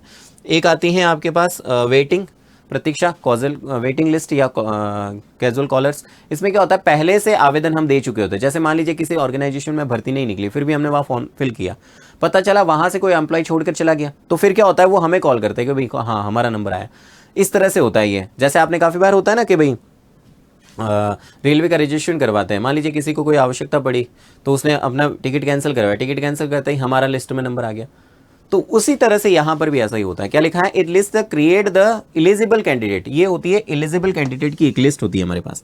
वो हैव द ऑलरेडी अप्लाइड, उसने अप्लाइड तो किया but we are not the selected, वो सिलेक्ट नहीं हुआ उसमें, दे आर वेटिंग कैंडिडेट है। वो कैसा कैंडिडेट है? Are called is when the vacancy arise, जब भी वैकेंसी निकलेगी या कोई निकलेगा वहां से, रिक्त होने पर प्रतीक्षारत उम्मीदवारों को बुलाया जाता है। रिक्त जो ही रिक्त हुई, जो ही खाली हुई वहां की, ठीक है, पोस्ट, जैसे मान लीजिए हमारे यहाँ नौकरी कर रहे हैं 100 लोग, उसमें से 10 लोग छोड़ के चले गए, वैकेंट हो गई पोस्ट। वैकेंट होते ही 10 लोग जो पहले से हमारे पास थे, जिनके फॉर्म फिल थे, उनको बुलाया जाएगा, इसे कहते हैं वेटिंग लिस्ट। फिर आते हैं एडवर्टाइजमेंट। एडवर्टाइजमेंट सबसे बड़ी होती है क्योंकि इसमें बहुत लोग आते हैं, बाढ़ आ जाती है काफी बार। इसमें ध्यान रखना पत्र पत्रिकाओं में रिक्त पदों के लिए आवेदन इसमें दिया जाता है। Attracting the candidates by the advertising, vacant position in the newspaper में देते हैं, मैगजीन्स में देते हैं। This provides are large number, इसमें लार्ज नंबर कैंडिडेट आते हैं क्योंकि न्यूज़पेपर सारे लोग पढ़ते हैं, उसमें सारी चीजें पता चल जाती हैं। इसका एरिया भी वाइड होता है, ये भी हमें ध्यान रखना है, ठीक है। आगे बढ़ते हैं। रोजगार कार्यालय, एम्प्लॉयमेंट एक्सचेंज, सरकार के द्वारा इसको संचालित किया जाता है। किसके द्वारा? सरकार के द्वारा। सरकार द्वारा संचालित रोजगार कार्यालय में नौकरी हेतु पंजीकृत, ये ध्यान रखिएगा, इसमें सरकार जो होता है, गवर्नमेंट जो होती है, मीडिएटर होता है, ये क्लियर कर लेना। और organisation selected employee from the list candidate registered for the job at the government employment. Government employment में क्या होता है? जिसको नौकरी चाहिए वो रजिस्टर्ड होगा, ठीक है। सामान्यतः सरकारी और अर्ध सरकारी नौकरी में उपयोग में होता है ज्यादातर ये, तो ध्यान रखिएगा। यहां पर government as the semi government, अर्ध सरकारी नौकरी इसमें होती है। तो इस तरह से कह सकते हैं रोजगार कार्यालय, ये सरकार एम्प्लॉयर और कैंडिडेट के बीच में काम करता है, ये रोजगार कार्यालय, ये क्लियर कर लेना, ठीक है। अब बात करेंगे प्रशिक्षण के ऑफ द जॉब वीडियो को संक्षेप में हम समझने की। ऑफ द जॉब के बारे में पढ़ेंगे, ऑफ द जॉब में क्या क्या है। ऑन द जॉब में तो 3 चीज़ें याद रख लेना, इंटर्नशिप है, ठीक है, ऑन द जॉब में, और हम बात कर सकते हैं ऑन द जॉब में कार्य बदली है, ऑन द जॉब में याद रख लेना, ठीक है, एक कार्य बदली जॉब रोटेशन, एक इंटर्नशिप स्थानबद्ध की बात कर सकते हैं, प्रशिक्षणार्थी कार्यक्रम, एक प्रशिक्षणार्थी कार्यक्रम, वो हमें याद रखना है। कार्य बदली में एक काम सीख लिया, दूसरा काम सीख लेंगे। प्रशिक्षणार्थी एक निपुण प्रशिक्षण जो होता है उसके समक्ष में लगाया जाता है और हमें काम सिखाता है, ठीक है, वो ध्यान रख लेना। और 2-3 चीज़ें और हैं, चलिए आगे बढ़ते हैं, इसमें पढ़ लेते हैं हम 3-4 चीज़ें। कौन सी हैं? एक होता है व्याख्यान, लेक्चर देना। लेक्चर में क्या होता है, पहले मैं आपको लेक्चर दे रहा हूँ, बता रहा हूँ, समझा रहा हूँ, फिर बाद में आप काम पर जाओगे। तो ऑन ऑफ द जॉब में क्या होता है, पहले आपको समझाया जाता है, फिर आपको काम पर लगाया जाता है। ऑन द जॉब में कार्य करते हुए ही सारी चीज़ें होती हैं, तो ध्यान रखना है। इसमें शिक्षक या विशेषज्ञ कक्षा में व्याख्यान, चर्चा, सम्मेलन, सेमिनार आदि के माध्यम से कर्मचारी को प्रशिक्षण देते हैं। सिद्धांत, नीतियाँ, नियम, प्रक्रिया समझाने के लिए उपयोगी होती है। तो teachers the expert train employee, एक ट्रेन एम्प्लॉयज होता है थ्रू द क्लासरूम लेक्चर्स, जैसे अभी क्लासरूम लेक्चर्स चल रहे हैं। कॉन्फ्रेंस डिसीजन हो सकते हैं, सेमिनार्स हो सकते हैं। इसमें एक्सप्लेन जो की जाती है वो पॉलिसी, रूल्स एंड प्रोसीजर किए जाते हैं, तो ये होता है यहाँ पर। फिर हम बात करते हैं चलचित्र, इसमें फिल्में, वीडियो, प्रेजेंटेशन आदि के माध्यम से प्रशिक्षण देते हैं। इनमें अच्छे कार्यप्रणाली, सुरक्षा नियम, मशीनों का उपयोग, इसमें हम क्या करते हैं, दृश्य और श्रव्य सामग्री दोनों का यूज़ करते हैं। फिल्म दिखाई जा रही है जिसके माध्यम से आपको ये सिखाया जा रहा है कि इस काम को कैसे करना है, तो ये होगा इसमें। Training the provide through the educational film या वीडियोस, प्रेजेंटेशन, ये सारी चीज़ें इसके अंतर्गत चलती हैं, ठीक है। समस्यात्मक, इसमें कर्मचारी प्रशिक्षक को किसी वास्तविक या काल्पनिक समस्या आपको दी जाती है। कोई वास्तव में ऐसी केस स्टडी में भविष्य में आ सकता है ऐसा केस, तो वो आपको दी जाती है। और आप प्रबंधक होते हैं तो क्या निर्णय लेते हैं, तो आपको बताया जाएगा कि बताइए आप मैनेजर होंगे तो क्या करोगे। इससे निर्णय लेने और तर्क शक्ति आपकी विकसित होती है। In this the employees the trainer are the present within the description of a real, जो चीज़ है, रियल प्रॉब्लम है, वो आ सकती है भविष्य में, तो आप क्या करोगे। तो इसमें आपको केस स्टडी के माध्यम से समझाया जाता है। यानी पहले आपको, भले ही वो आई नहीं है लेकिन पहले आपको दी गई है वो समस्या, तो भविष्य में आ सकती है, उसके बारे में बताया जा रहा है, ठीक है। ये ध्यान रखना है जिससे आप अपनी प्रॉब्लम को सॉल्व कर सको, ठीक है। कंप्यूटर प्रतिमान बता दिया, कंप्यूटर की मदद से वास्तविक स्थिति जैसा माहौल बनाते हैं और कर्मचारी को निर्णय लेने और काम करने का अभ्यास करें। मतलब जिस तरह से कंप्यूटर को आपको सिखाया जा रहा है वो पूरा है कंप्यूटर के बारे में, जिसमें वास्तविक स्थिति जैसा माहौल बनाएंगे, कर्मचारी को निर्णय लेने और काम करने का अभ्यास, जैसे फ्लाइट सिमुलेटर, पायलट प्रशिक्षण, बिजनेस सिमुलेटर, तो इस तरह से ये सारी चीज़ें बताई जा रही है। चलिए अब हमारा नया टॉपिक निर्देशन शुरू करते हैं। हमारा निर्देशन के बारे में अगर हम बात करें, डायरेक्टिंग की बात करेंगे।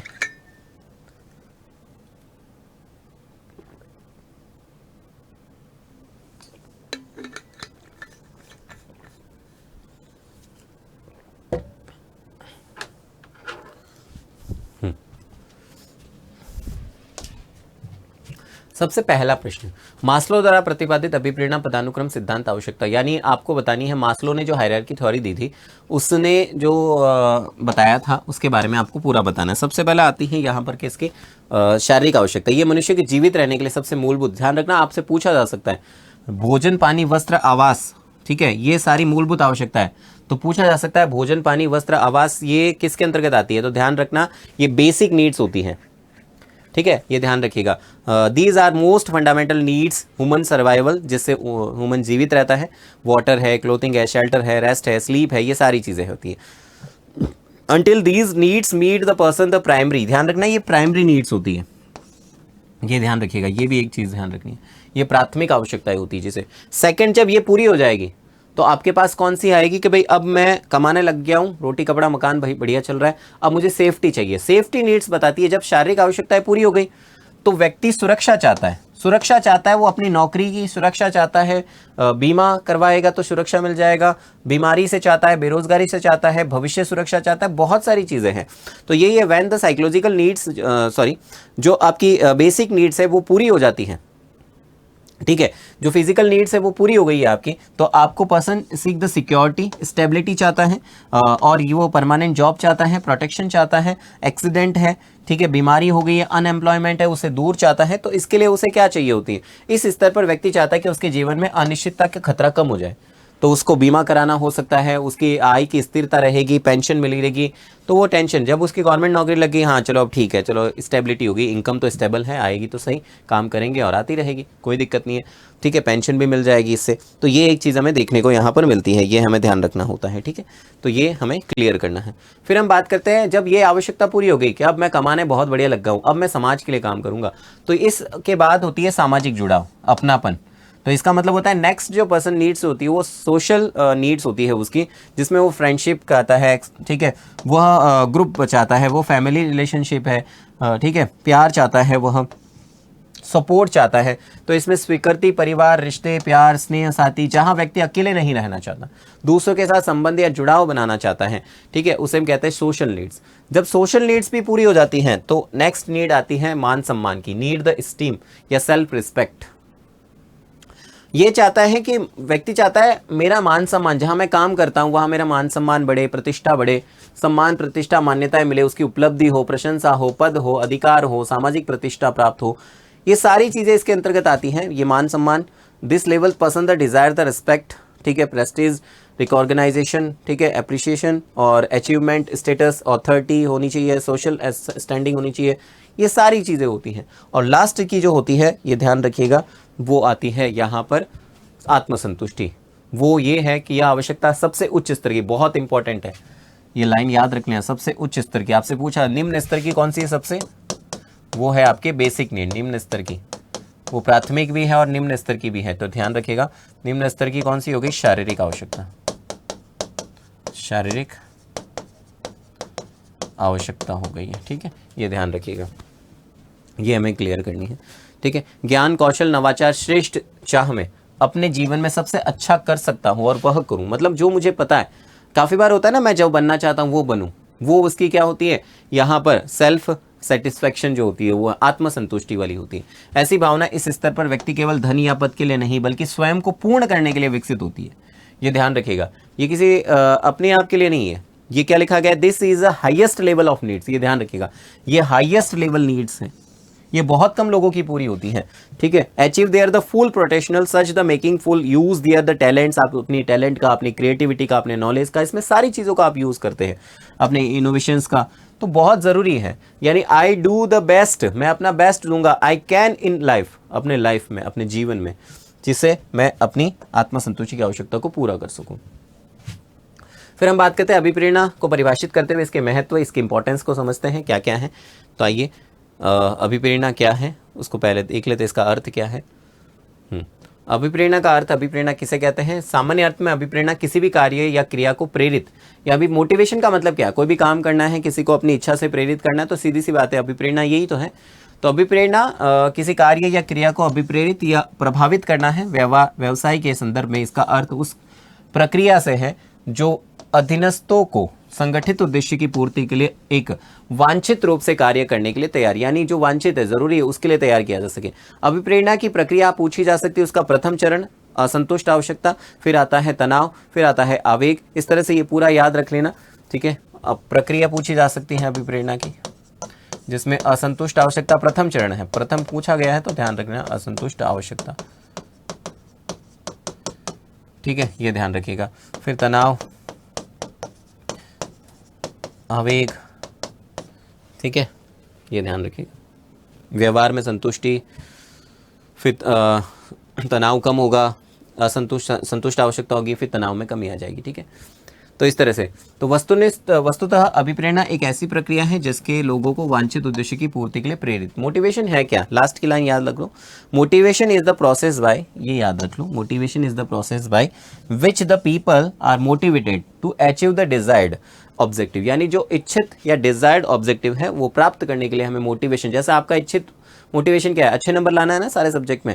अब सारे तो हो गए, अब एक ही बचा, इसमें भी अच्छा लड़ने के लिए मोटिवेशन तो मिलना जरूरी है ना, बिना मोटिवेशन के कुछ होगा ही नहीं। इसलिए ध्यान रखना, बहुत सोच समझ कर एग्जाम को देना, मोटिवेट होकर देना, सकारात्मक में देना, टेंशन नहीं लेनी है, आराम से प्रश्न को याद करना है, कोई दिक्कत नहीं है। ठीक है, तो यही चीज़ है मोटिवेशन। अब इसके क्या इंपॉर्टेंस है, क्यों ज़रूरी है मोटिवेशन, मोटिवेशन नहीं होगा तो कुछ नहीं होगा। तो इसलिए कहा जाता है कि मोटिवेशन से क्या होता है, रिड्यूसिंग द ऑर्गेनाइजेशनल टर्नओवर। जो भी ऑर्गेनाइजेशनल टर्नओवर होता है वो रिड्यूस हो जाता है, कम हो जाता है। किसकी वजह से, अगर मोटिवेट होते रहेंगे। जैसे मैं ये कहता हूँ कि मान लीजिए जिस संस्था में हम काम कर रहे हैं, ठीक है, तो वहाँ पर क्या होता है, मोटिवेशन नहीं मिल रहा, अच्छा काम कर रहे हैं तो भी कुछ नहीं हो रहा है, तो क्या होगा, टर्नओवर कम हो जाएगी। अभिप्रेरणा का महत्व इस रूप में है कि कर्मचारियों की संस्था को छोड़कर जाने की दर बढ़ेगी। अब जब छोड़कर जाएंगे ना, अगर मोटिवेशन नहीं मिलेगा तो संस्था को छोड़कर जाएंगे, संस्था को छोड़कर जाएंगे, जो टर्नओवर रेट है वो बढ़ेगी, इंक्रीज होगी संस्था को छोड़कर जाने। क्यों? क्योंकि जो नया एम्प्लॉय आएगा, आप खुद सोचिए, नया एम्प्लॉय आएगा तो उसके लिए हमें क्या करना पड़ेगा, हमें उसे ट्रेनिंग देनी पड़ेगी, वगैरह वगैरह खर्चे करने पड़ेंगे। जब खर्चे करेंगे तो टर्नओवर रेट बढ़ेगी, ये तो स्पष्ट है। तो ये कहता है कि अभिप्रेरणा का इंपॉर्टेंस ये है कि कर्मचारियों की संस्था को छोड़कर जाने की जो दर को कम करती है तथा इससे नई नियुक्ति तथा प्रशिक्षण लागत में बचत होती है। Motivation is also important that the reduce the rate of which employees leave. छोड़कर नहीं जाएगा कर्मचारी, और इससे क्या होगा, सेविंग द न्यू रिक्रूटमेंट, नए रिक्रूटमेंट सेव हो जाएंगे हमारे, क्योंकि कोई छोड़ के ही नहीं जा रहा है, तो बढ़िया है ना, क्यों हम उसे समय समय पर मोटिवेट कर रहे हैं। फिर आता है कर्मचारी की अनुपस्थिति, सेम आ गई, उसकी अब्सेंट रिड्यूस हो जाएगी, कम हो जाएगी, कर्मचारी अब्सेंट नहीं रहेगा। अभिप्रेरणा संस्था में कर्मचारियों की अनुपस्थिति की दर को कम करता है। कैसे? क्योंकि अगर समय समय पर मोटिवेशन मिले, ठीक है, उनके काम करने की जो स्थितियां हैं, उनको जो दिया जाने वाला पारिश्रमिक है, उनके प्रतिष्ठा का अभाव है, पर्यवेक्षकों के साथ जो बुरा हो रहा है, उसको अगर हम दूर कर दे, उसको हम क्या कर दे, दूर कर दे, कम कर दे, तो कर्मचारी कभी नहीं होगा। जैसे एक स्कूल में बच्चा जाता है, ठीक है, और एक टीचर उसे रोज डांटता है, ठीक है, तो सोचिए वो बच्चा भय पैदा करेगा तो स्कूल नहीं जाएगा, अब्सेंट होगा, एक दो दिन छोड़ के फिर जाएगा। अब टीचर मान लीजिए उसे रोज कहता है, नहीं बच्चा बहुत बढ़िया, बहुत अच्छा काम कर रहे हो, तो उसको अच्छा लगेगा। यही चीज है कि एम्प्लॉय के साथ अगर, क्योंकि इफेक्टिव मोटिवेशनल जो मिलता है system can the overcome the shortcoming such the poor working conditions है। अगर वर्किंग कंडीशन अच्छी नहीं होगी, ठीक है, अगर मान लीजिए कंपनसेशन है, लैक ऑफ रिकॉर्गनाइजेशन है, पुअर रिलेशनशिप है सुपीरियर के साथ, तो ये सारी चीजें क्या करती है, गड़बड़ करती है किसी भी ऑर्गेनाइजेशन में, और फिर कर्मचारी एब्सेंट रहता है। तो बहुत जरूरी है, कर ये चीजें सुधरेगी तो बहुत बढ़िया होगा, कोई दिक्कत ही नहीं आएगी। फिर आगे बढ़ते हैं और बात करते हैं मधुर मानवीय फोस्टिंग हार्मोनीज द ह्यूमन मानवीय। देखो, अगर अभिप्रेरणा जो है वो क्या करता है, मधुर मानवीय संबंध। संस्था में कर्मचारियों को अभिप्रेरित करने के लिए वित्तीय और अवित्तीय प्रोत्साहनों की अधिक अच्छी व्यवस्था होने से प्रबंधकों और कर्मचारियों में, बिल्कुल सही बात है। अगर ऑर्गेनाइजेशन में फाइनेंशियल और नॉन फाइनेंशियल जो चाहिए, काम अच्छा करने पर प्रशंसा करें ना, हम क्यों नहीं कर रहे हैं, हम प्रशंसा, अगर प्रशंसा नहीं करेंगे तो कर्मचारी क्या करेगा, डिमोटिवेट होगा। वही चीज यहाँ पर है, तो ध्यान रखना, फाइनेंशियल और non financial incentive motivate the employees and organisation, ठीक है। Human relations are established between the managers and employees, अच्छे रिलेशन बनेंगे दोनों के बीच में। चलिए आगे बढ़ते हैं। अब हम बात करेंगे पर्यवेक्षण का महत्व, इंपॉर्टेंस ऑफ सुपरविजन। सुपरविजन है क्या, दो चीजों में है सुपरविजन, दो चीजें हैं, सुपर प्लस विजन।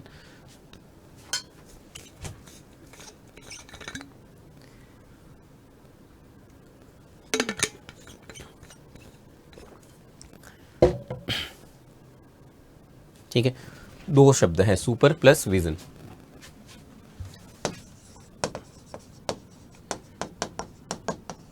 ठीक है, सुपर का मतलब अच्छा, विजन मतलब दृष्टि, अच्छी दृष्टि रखना अपने कर्मचारियों। तो यही चीज़ है, इसकी इंपॉर्टेंस क्यों जरूरी है, सुपरविजन क्यों जरूरी है। तो अब देखो, ये पर्यवेक्षक के कार्य भी है, क्योंकि एक सुपरविजन करने वाला व्यक्ति कौन होता है, सुपरवाइजर होगा। सुपरवाइजर जो होगा, वो पर्यवेक्षक जो होगा, वो पर्यवेक्षक प्रतिदिन कर्मचारियों से संपर्क में रहता है। तो सीधी सी बात है, supervisor maintain day to day, ठीक है, connect the maintenance the friendly relation within the workers. जब वह अपने फ्रेंडली रिलेशन, क्योंकि पर्यवेक्षण जरूरी है, अगर सुपरविजन नहीं होगा तो फिर काम अच्छे से नहीं होगा। एक अच्छा पर्यवेक्षक जो होता है वो श्रमिकों के लिए, अब देखिए ये पर्यवेक्षक के काम भी पूछे जा सकते हैं, तो ध्यान रखिएगा, the good supervisor acts as the guide, friend, ठीक है, फिलोसोफर टू द वर्कर्स। यानी एक अच्छा सुपरवाइजर वो मार्गदर्शन का काम करेगा, उनका मित्र होता है, और इसी वजह से पर्यवेक्षण जरूरी है। तो ध्यान रखना, ये कार्य भी है, एक पर्यवेक्षक के काम क्या होते हैं? अपने कर्मचारियों के संपर्क में रहना। एक पर्यवेक्षण जरूरी क्यों है? कर्मचारियों से संपर्क में रहेंगे तो कर्मचारी अच्छा फील करेंगे और बढ़िया काम होगा, सुपरविजन अच्छा होगा। मित्र बनकर रहेंगे तो पर्यवेक्षण अच्छा होगा। पर्यवेक्षक प्रबंधक तथा श्रमिकों के मध्य एक कड़ी के रूप में, पर्यवेक्षक जो है वो दो लोगों के बीच में काम कर रहा है, ठीक है। वह एक तरफ श्रमिकों के जो विचार होते हैं, जैसे मैं कहता हूं कि मान लीजिए ये प्रबंधक है टॉप लेवल का या मिडिल लेवल का, तो पर्यवेक्षक जो होगा जो निम्न स्तर है, ठीक है, वो इन दोनों के बीच में काम कर रहा है ये। तो श्रमिक के जो भी विचार होते हैं, superior acts the link between the workers and management, workers और मैनेजमेंट के बीच में काम करेगा। Management the conveys management ideas to the workers, management के जो आइडिया होते हैं वर्कर्स को जाएंगे to one hand, and workers की जो प्रॉब्लम्स होती है जो वो मैनेजमेंट तक आएगी, ठीक है। तो ये होता है कि वर्कर्स की प्रॉब्लम यहाँ से यहाँ पहुँचाएगा, इसकी जो आइडिया यहाँ से यहाँ पहुँचाएगा। Superior has to avoid the superior जो होता है, जो मिसअंडरस्टैंडिंग होती है, गलतफहमी होती है, वो सारी को क्या करेगा? दूर करेगा। कॉन्फ्लिक्ट्स जो होते हैं मैनेजमेंट एंड वर्कर्स के बीच में, उसको क्या करता है? अवॉइड करता है। ये ध्यान रखना है, इससे वो बचाने की कोशिश करता है। ये काम होता है किसका? इसलिए पर्यवेक्षण जरूरी है। क्यों? क्योंकि पर्यवेक्षक जो होता है वो क्या करता है? गलतफहमियों को दूर करता है। पर्यवेक्षक अपने अधीनस्थ और श्रमिकों में जो भी उसके नियंत्रण में है, पर्यवेक्षक क्या करेगा? सुपीरियर क्या करेगा? सुपरवाइजर क्या करेगा? सुपरवाइजर क्या करेगा? Key role in maintaining group unity among, जो भी ग्रुप यूनिटी अमंग है वर्कर्स की, place the under the control, उसके जो कंट्रोल में है उसके बारे में, and sort out internal difference and mention harmony among workers, ठीक है। ये ध्यान रखना है कि पर्यवेक्षक अपने अधीनस्थ श्रमिकों में जो उसके नियंत्रण में है उनसे सामूहिक एकता को बनाए रखेगा, एक मुख्य भूमिका निभाएगा, और आंतरिक जो भी मतभेद होते हैं, इंटरनल जो भी गड़बड़ होती है, लिखा ना internal difference and maintaining the harmony among the workers, और उनके बीच में क्या बनाएगा? श्रमिकों के बीच में तालमेल बनाकर रखेगा। ये भी ध्यान में रखना। फिर आता है पर्यवेक्षक निर्धारित लक्ष्यों के अनुसार, जो भी सुपरवाइजर होगा वो जो भी लक्ष्य होते हैं उसका निष्पादन सुनिश्चित करेगा। उसका काम यही है, supervisor ensure the performance of the worker according to the target set. वह कार्य पूरा करने का उत्तरदायित्व, क्योंकि कार्य करने का, क्योंकि श्रमिकों से काम करवाएगा वो, तो कार्य करने का पूरा उत्तरदायित्व उसके ऊपर ही है। तो लिखा भी है, he takes the responsibility for the task achievement and the motivates his the worker effectively, ठीक है। तो ये हमें थोड़ा ध्यान रखना है कि अपने श्रमिकों को प्रभावपूर्ण तरीके से ये अभिप्रेरित करता है। जो भी अपने श्रमिक होते हैं उनको वो इफेक्टिव तरीके से क्या करता है? मोटिवेट करता रहता है। बहुत ज़रूरी है, अन्यथा गड़बड़ होगी भी, सीधी सी बात, ठीक है।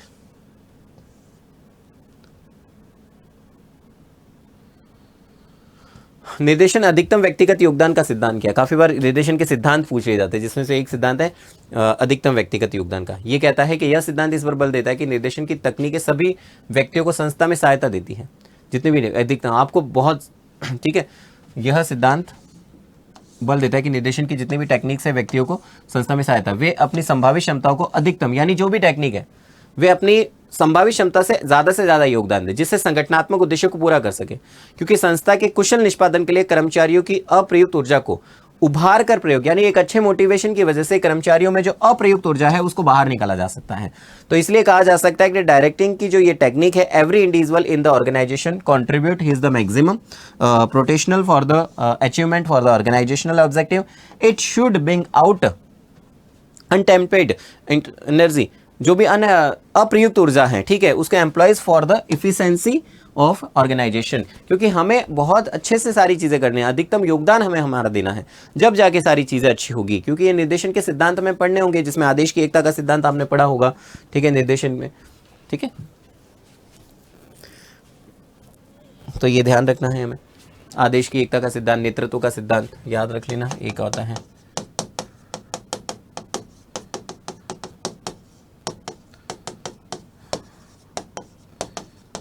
आदेश की एकता का सिद्धांत है, नेतृत्व का सिद्धांत है, अनौपचारिक अभिप्रेरणा का सिद्धांत है, ठीक है, अनौपचारिक रूप वाला एक सिद्धांत है, ठीक है। एक अच्छी अभिप्रेरणा नियोजन वित्तीय, अगर अच्छी अभिप्रेरणा होगी, नियोजन वित्तीय और गैर वित्तीय प्रतिफलों सहित कर्मचारियों को प्रेरित करती रहेगी। भाई अच्छी मोटिवेशन अच्छा होगा तो वित्तीय और अवित्तीय दोनों ही चीज़ें में प्रेरित करती रहेगी, अच्छे से सारी चीज़ें रहेगी और अपने अधिकतम प्रयास वो कर सकेंगे, ठीक है। और संस्था के लिए अपने अधिकतम प्रयास करेंगे क्योंकि यह लगेगा कि उनके इन प्रयासों का उनका उपयुक्त, क्योंकि देखिए अगर हम उन्हें उपयुक्त पारिश्रमिक देंगे तो वो अधिकतम योगदान भी देंगे, अगर पारिश्रमिक नहीं देंगे तो वो अधिकतम योगदान भी नहीं देंगे, ये तो मानकर चलिएगा। यही है कि example good motivation plan the suitable the monetary and non monetary rewards, क्योंकि अगर मॉनेटरी नॉन मॉनेटरी भी नहीं मिले तो कोई मतलब ही नहीं है, प्रशंसा भी नहीं हो काम अच्छा करने पर, तो फिर नेक्स्ट टाइम वो अच्छा काम नहीं करेगा, अपना अधिकतम योगदान नहीं देगा। तो निर्देशन क्या करता है, अधिकतम योगदान के सिद्धांत को लागू करता है, बताता है।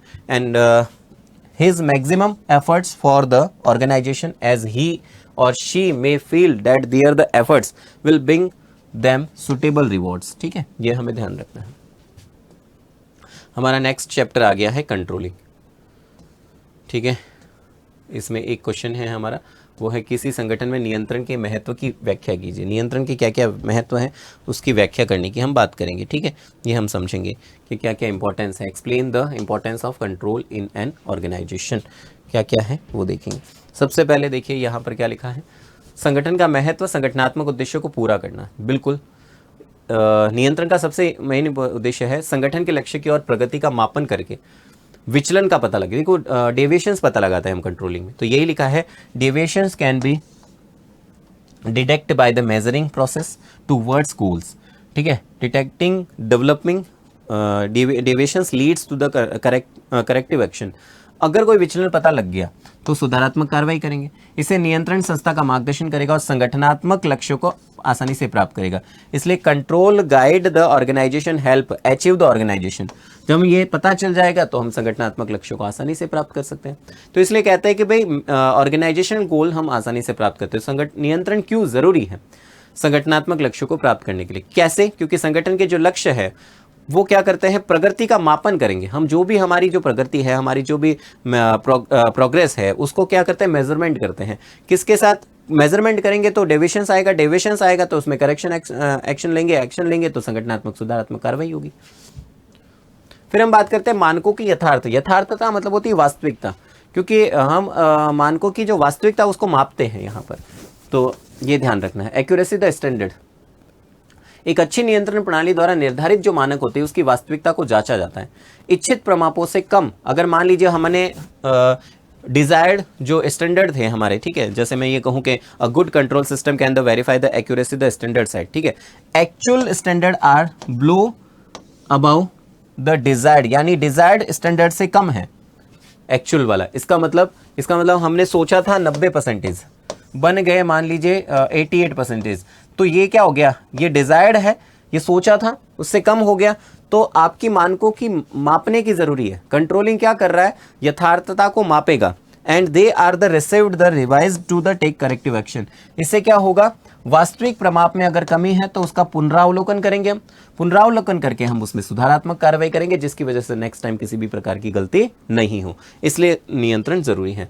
नियंत्रण संसाधनों का कुशलतम उपयोग करता है।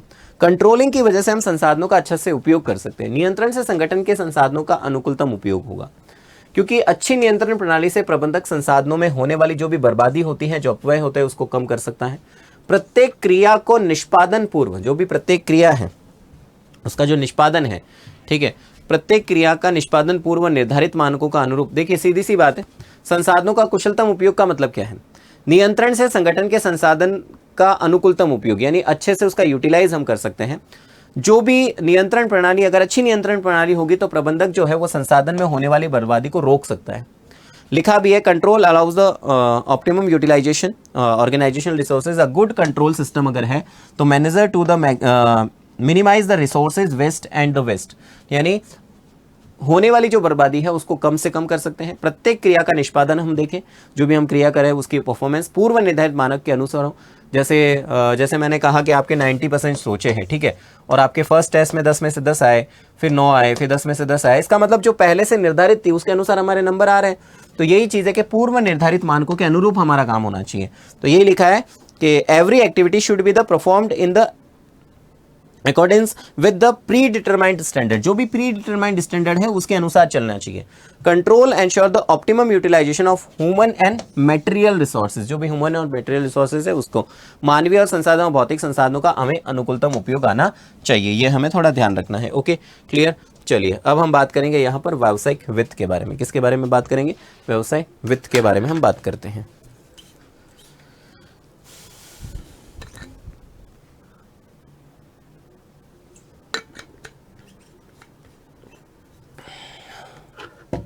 चलिए,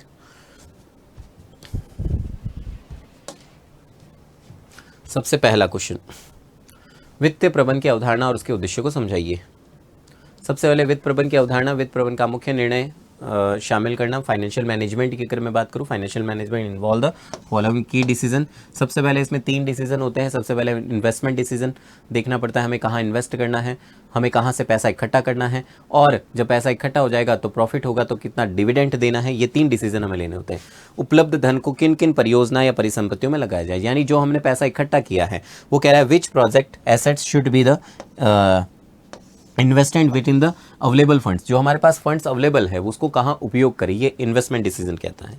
जब इन्वेस्टमेंट डिसीजन ये कहेगा तो फाइनेंसिंग में ये होगा कि डेब्ट और इक्विटी से कहाँ से पैसा ले, धन अपने स्रोत जैसे अंश पूंजी से ले या फिर बाहरी स्रोत से ले, मतलब funds should be the raised the internal source जैसे इक्विटी या फिर एक्सटर्नल सोर्स या लोन से ले।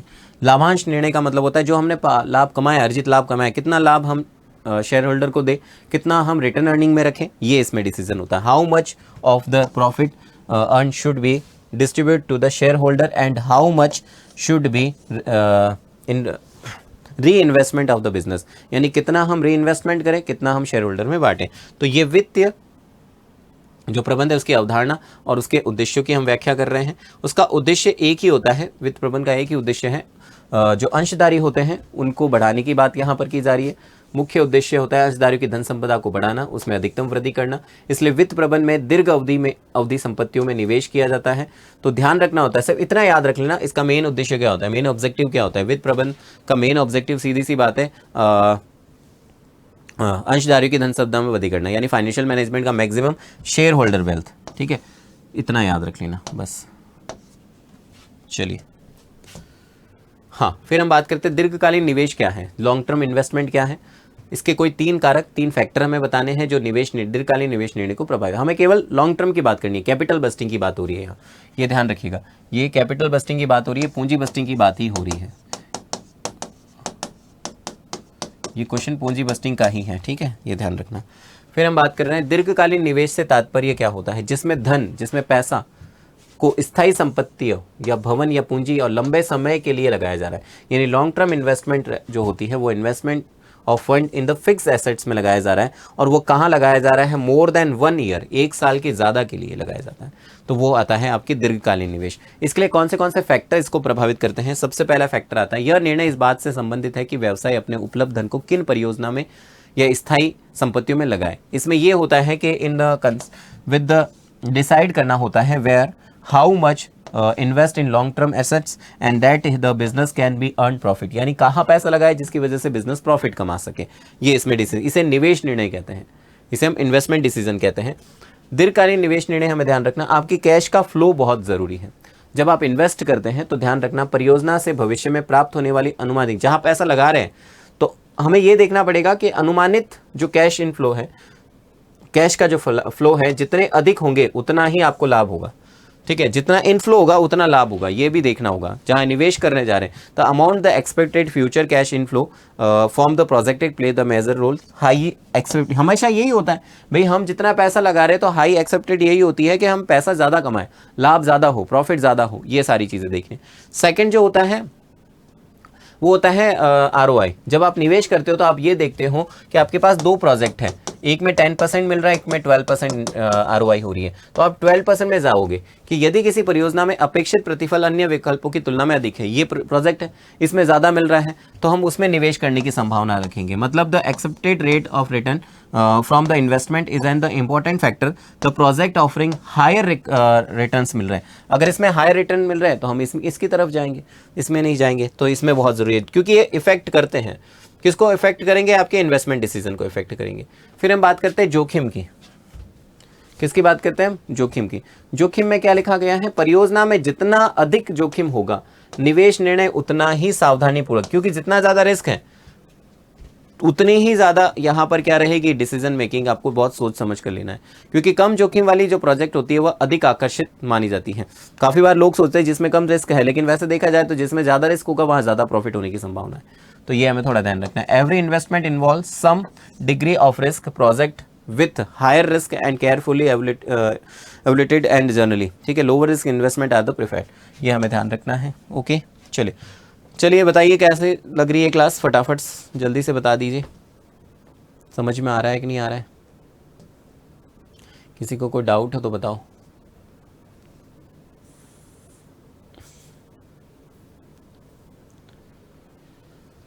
हाँ, लाभांश निर्णय को प्रभावित करने वाले कारक के बाद ये मैं सारी चीज़ें बता चुका हूँ, ठीक है। ये बता दी है। स्टेबिलिटी ऑफ अर्निंग, अगर आपकी अर्निंग स्टेबल है तो बहुत बढ़िया है, अच्छी बात है। ग्रोथ ऑफ अपॉर्चुनिटी, अगर आपकी ग्रोथ बढ़िया चल रही है तो आप ज़्यादा लाभांश देंगे, ग्रोथ नहीं होगी तो रिटर्न अर्निंग फिर हम रखेंगे वहाँ पर। कहते हैं ना काफ़ी बार ग्रोथ बढ़िया चल रही है तो वो हम, और अगर मान लीजिए ग्रोथ कम है तो फिर हम रिटर्न में ज़्यादा, रिटर्न अर्निंग ज़्यादा करेंगे। टैक्स पॉलिसी, नकदी प्रवाह की स्थिति, ये सारी चीज़ें मैं बता चुका हूँ। वैसे तो मैंने बताया यदि कंपनी की कमाई वर्षों से स्थिर और नियमित है तो ज़्यादा लाभांश मिलेगा। तो if company is the earning the stable and regular over the years, dividend can be the paid the greater than certainty, ज़्यादा देंगे हम, कोई दिक्कत ही नहीं है, उपार्जन स्थायी है। अगर मान लीजिए कंपनी के पास विस्तार के ज़्यादा अवसर हैं तो अधिक हिस्सा पुनर्निवेश में रखती है। विस्तार के ज़्यादा, ग्रोथ ज़्यादा हो रही है तो निवेश में रखेगी। कम निवेश अवसर है तो अधिक लाभांश है। मान लीजिए इन्वेस्टमेंट के कम अवसर है तो डिविडेंड ज़्यादा देगी, ठीक है। तो ये भी ध्यान रखना। और जिसके पास ज़्यादा हो रहा है पैसा तो डिविडेंड स्वाभाविक है ज़्यादा देनी बनती है, तो ये भी ध्यान रख लेना।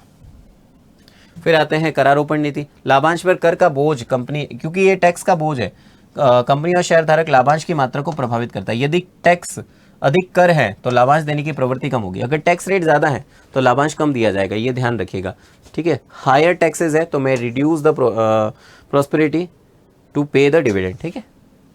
टैक्स रेट तो फिर हम क्या करेंगे? डिविडेंड कम देंगे। ये 2-3 चीज़ें ध्यान रखनी है हमें। और एक आएगा आपके रोकड़ प्रवाह की स्थिति। लाभांश रोकड़ में, क्योंकि ये इसका बहिगमन आउटफ्लो होता है ना, ये ध्यान रखिएगा, इनफ्लो नहीं होगा, आउटफ्लो होगा। तो आउटफ्लो होगा तो सीधी बात है लाभांश कैश में दिया जाता है, इसलिए नकदी की, ये ध्यान रखना, इसमें आउटफ्लो लिखना था, लाभांश आउटफ्लो होता है, ठीक है। तो आउटफ्लो में चलता है, इसकी वजह से नकदी उपलब्धता अत्यंत महत्वपूर्ण है। कम रोकड़ स्थिति में लाभांश मिलेगा कम, तो ये भी हमें ध्यान रखना है। रोकड़ स्थिति अच्छी होगी तो बढ़िया है, लाभांश अच्छा देंगे, अगर अच्छी नहीं होगी तो लाभांश फिर हम कम देना पड़ेगा। तो ये भी कैश फ्लो की स्थिति हमें देखनी होती है। फिर हम मार्केटिंग की बात करते हैं हमारी, आइए बात करें विशेषताएं। सबसे पहले मार्केटिंग की क्या क्या विशेषताएं है उसको समझ लेते हैं, ठीक है। 4-5 विशेषता, अगर सारी विशेषता आती है तो ठीक है, लेकिन 5-6 से विशेषता लिख दीजिए, ज़्यादा लिखने की आवश्यकता नहीं है। सबसे पहली विशेषता आती है अपेक्षा और आवश्यकता। 2 चीज़ें हैं, एक तो है मुझे भूख लगी है, ठीक है, तो मैं रोटी खा सकता हूँ, ये मेरी नीड्स है, लेकिन मेरी अपेक्षा है कि मुझे इडली डोसा खाना है। तो सबसे पहले जब आप मार्केटिंग करते हैं तो लोगों की आवश्यकताएं क्या है और उनकी अपेक्षाएं क्या है, ठीक है, सीधी सी बात है। अब जैसे कहते हैं कि भाई वॉशिंग मशीन चाहिए, एक कह रहा है मुझे फ्रंट वाली चाहिए और एक कह रहा है मुझे टॉप वाली चाहिए, तो उसकी आवश्यकता क्या है? कपड़े ही तो धोने हैं, लेकिन फ्रंट और उसमें कुछ फर्क हो सकता है। इसी तरह से आवश्यकता का अभिप्राय जीवन की जो मूलभूत आवश्यकता है, जैसे मैंने कहा मुझे भूख लगी है, भोजन वगैरह ये सारी चीज़ें हैं। लेकिन अब इच्छा का मतलब होता है ग्राहक अपनी मूलभूत आवश्यकता को पूरा करने के बाद क्या चाहता है। तो ग्राहक आवश्यकता की तुलना में कुछ अधिक चाहते हैं, तब वह इच्छा का क्रिएशन हो जाता है, इच्छा क्रिएट हो जाती है। Needs refer to the basis necessary in the life and the example goods, food, shelter, ये सारी चीज़ें हैं। And initial for the survival. Wants refers to want customer desired after their the basic needs, जो उसकी basic needs हैं उससे आगे जा रहा है वो। मुझे भूख लगी है तो मैं रोटी खा सकता हूँ, मैं अगर इडली खा रहा हूँ इसका मतलब उससे कुछ आगे जा रहा हूँ मैं, ये है यहाँ पर। तो पहली मार्केटिंग, तो ये दोनों चीज़ें पता लगानी होती है हमें मार्केटिंग की विशेषताओं। फिर आती है उत्पाद को क्रिएट करना होता है। विपणनकर्ता बाजार के लिए उत्पाद का निर्माण करता है। बाजार उत्पाद से अभिप्राय होता है किसी भी वस्तु अथवा सेवा के संपूर्ण प्रस्तावना से है जिनके लक्षण, जैसे हमें ये करना होगा कि उत्पाद को क्रिएट करना पड़ेगा, उसके रूप देना पड़ेगा, उसको उसका गुणवत्ता देनी पड़ेगी, तो उसका आकार, उसकी गुणवत्ता, उसकी रुचि आदि जो एक निश्चित मूल्य पर निश्चित दुकान अथवा स्थान पर उपलब्ध हो सके। तो ये सारी चीज़ें प्रोडक्शन को क्रिएट करना होता है, प्रोडक्शन यानी प्रोडक्ट को क्रिएट करना। फिर ग्राहक के योग्य मूल्य, हमेशा ध्यान रखना, हमेशा ग्राहक फ्रेंडली वैल्यू होनी चाहिए, क्योंकि ग्राहक एक उत्पाद के लिए एक कीमत देने के लिए केवल कब तैयार होता है जब उसे संतुष्टि मिलेगी। सीधी सी बात है, कस्टमर वे are willing pay certain price कब देगा, product only for they are satisfied, जब वो सेटिस्फाइड होगा तभी वो उसकी वैल्यू देगा, नहीं तो नहीं देगा, कोई मतलब नहीं है फिर, ये ध्यान रखना। और if their product offers benefits that match the price, यानी जो भी प्रोडक्ट आप खरीद रहे हैं उसकी प्राइस से मैच भी होना चाहिए, तो ये भी बहुत ज़रूरी है, ध्यान रख लेना। फिर हम बात करते हैं विनिमय, तो ध्यान रखना ये मार्केटिंग का सार है, विपणन का सार कहते हैं इसे।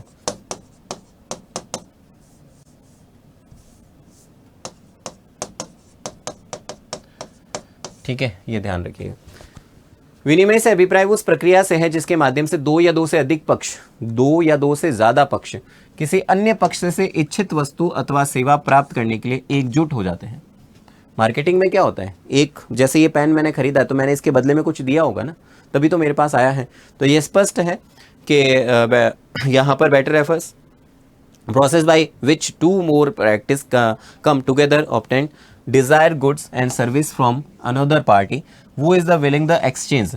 ठीक है, ये तब होगा कुछ किसी अन्य वस्तु के बदले में देना चाहता है। विनिमय को विपणन का सार कहा जाता है, क्योंकि कुछ के बदले कुछ होगा तभी सारी चीजें होगी, अन्यथा कुछ है ही नहीं। समझ रहे आप मेरी बात, कुछ के बदले कुछ होगा तभी सारी चीजें होगी, अन्यथा कुछ होगा नहीं। कुछ किसी अन्य वस्तु के बदले देना चाहता है तो विनिमय को मार्केटिंग का सार कहा जाएगा, ये हमें ध्यान रखना है। ठीक है, better said to be essence of marketing, ये ध्यान रखिएगा। ठीक है, हम बात करेंगे मार्केटिंग विक्रय संवर्धन की जो भी यूज की जाती है, जैसे सेल्स प्रमोशन का मतलब होता है लघु अवधि प्रलोभन, ज्यादा से ज्यादा जल्दी से जल्दी इसे बेच सके। ठीक है, जिसकी वजह से यूज हो रहा है। एक्सप्लेनेशन जो commonly use by the sales promotion की अगर मैं बात करूं, जितने भी विद्यार्थी देख रहे हैं शेयर कर दीजिए ज्यादा से ज्यादा इसे। आनंद आ रहा है कि नहीं आ रहा है बताइए जल्दी से कमेंट बॉक्स में कमेंट करके।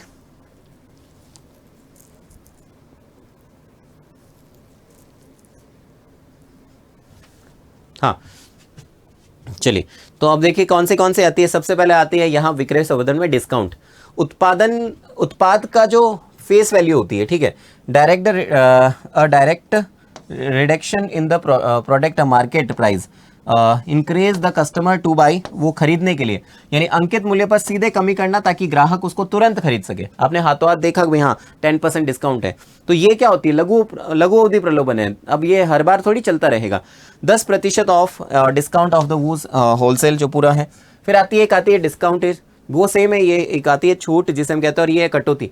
खरीद के बाद मूल्य का कुछ हिस्सा ग्राहक को वापस दिया जाता है, यह ग्राहक को भविष्य में उत्पाद खरीदने के लिए और तो ये ध्यान रखना। इसमें क्या होता है, प्राइस इज द रिटर्न, वापस रिटर्न की जाती है to the customer after the purchase करने के बाद, कि ये लो भाई 100 रुपए है, उसमें से 10 रुपए वापस रख लो।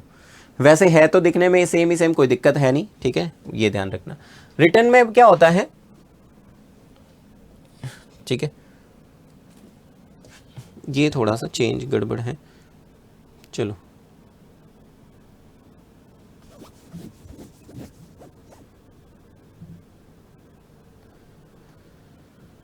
इसको हटा देते हैं। ठीक है, इसको बढ़, वो थोड़ा सा गड़बड़ है उसमें से। ठीक है, रिटर्न वाला जिसमें रेफर्स होते हैं ना, रेफर्स जो मैंने पुराने रेफर्स है उसको इकट्ठा किए वो दिए, उसमें एक्सप्लेनेशन थोड़ी गड़बड़ हो चुकी। तो आप ये याद रखना, उत्पादों का मिश्रण। ठीक है, इसमें क्या होता है, एक पैकेज का मिश्रण है जिसमें एक पैकेज में 2 या 2 से अधिक उत्पादों को एक साथ जोड़ दिया जाता है। तो ये ध्यान रखना, एक पैकेज में 2 या 2 से अधिक उत्पादों को एक साथ जोड़ देंगे तो ग्राहकों को अधिक मूल्य या अनुभव देना होता है। ठीक है, ये ध्यान रखिएगा। इधर आप 3 कर दीजिए, उसको हटा देंगे हम, जिसकी वजह से कोई गड़बड़ नहीं हो आपको। इसको 3 कर देते हैं। ठीक है, ये ध्यान रखिएगा। जैसे उत्पादों का मिश्रण होता है ना, काफ़ी बार आपने देखा होगा, 2 प्रोडक्ट जो है काफ़ी बार होता है, अधिक मूल्य का अनुभव देता है, बिक्री बढ़ाता है, offering 2 more the products together. ठीक है, एक के साथ एक फ्री दिया जा रहा है, वो तो अलग चीज़ चलती है, उत्पादों का मिश्रण हो गया। ठीक है, काफ़ी बार लकी ड्रॉ निकाला जाता है, तुरंत ड्रॉ, हाथों हाथ खरीद के तुरंत बाद पुरस्कार आपको दिया जा रहा है, उपहार आपको दिया जा रहा है। यह ग्राहकों को तुरंत निर्णय लेने के लिए और खरीदने के लिए किया जाता है। तो ये थोड़ा ध्यान रखिएगा। ठीक है, ये थोड़ा आपको ध्यान रखना है। हाँ, एक तो एक्स्ट्रा गिफ्ट नहीं पड़ा ना।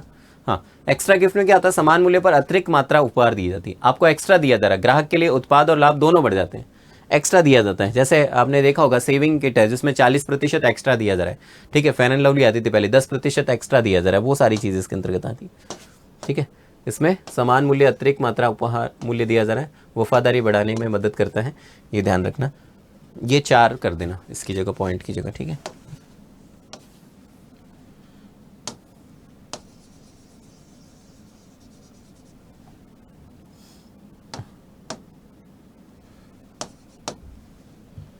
ओके, और लास्ट है ये तुरंत ड्रॉ, हाथों हाथ खरीद के तुरंत बाद पुरस्कार का उपहार दिया जाए, तो ये आ जाएगा आपके 5, ठीक है। और इसमें खरीदने के लिए आकर्षित किया जाता है, offering the price of the gift immediately after purchase, तो ये ध्यान रख लेना। ये सारे के सारे क्या है, लघु अवधि प्रलोभन है जो आपको आकर्षित करते हैं वस्तु जल्दी जल्दी क्रय करने के लिए, ये ध्यान रखेंगे, ठीक है।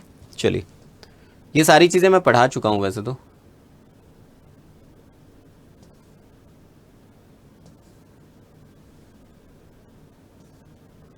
ठीक है। तो ये हमें ध्यान रखना है। अब लास्ट क्वेश्चन है आपका, इसमें हम देख लेते हैं व्यक्तिगत विक्रय से समाज को होने वाले क्या क्या लाभ हैं। व्यक्तिगत विक्रय से समाज को क्या क्या लाभ होंगे वो देखते हैं, ठीक है। तो व्यक्तिगत विक्रय से क्या क्या लाभ होंगे, व्यक्तिगत विक्रय पर्सनल सेलिंग की अगर बात करें, समाज को लाभ क्या क्या होंगे। सबसे पहले व्यक्तिगत विक्रय जिसे हम कहते हैं समाज को लोगों से बातचीत के रूप में, ठीक है, पर्सनल सेलिंग, संदेश का मौखिक प्रस्तुतिकरण होता है, ये ध्यान रखना है, इसमें मौखिक प्रस्तुतिकरण होगा, आपके घर पर आएगा, कोई वस्तु के बारे में बताएगा और जानकारी देगा।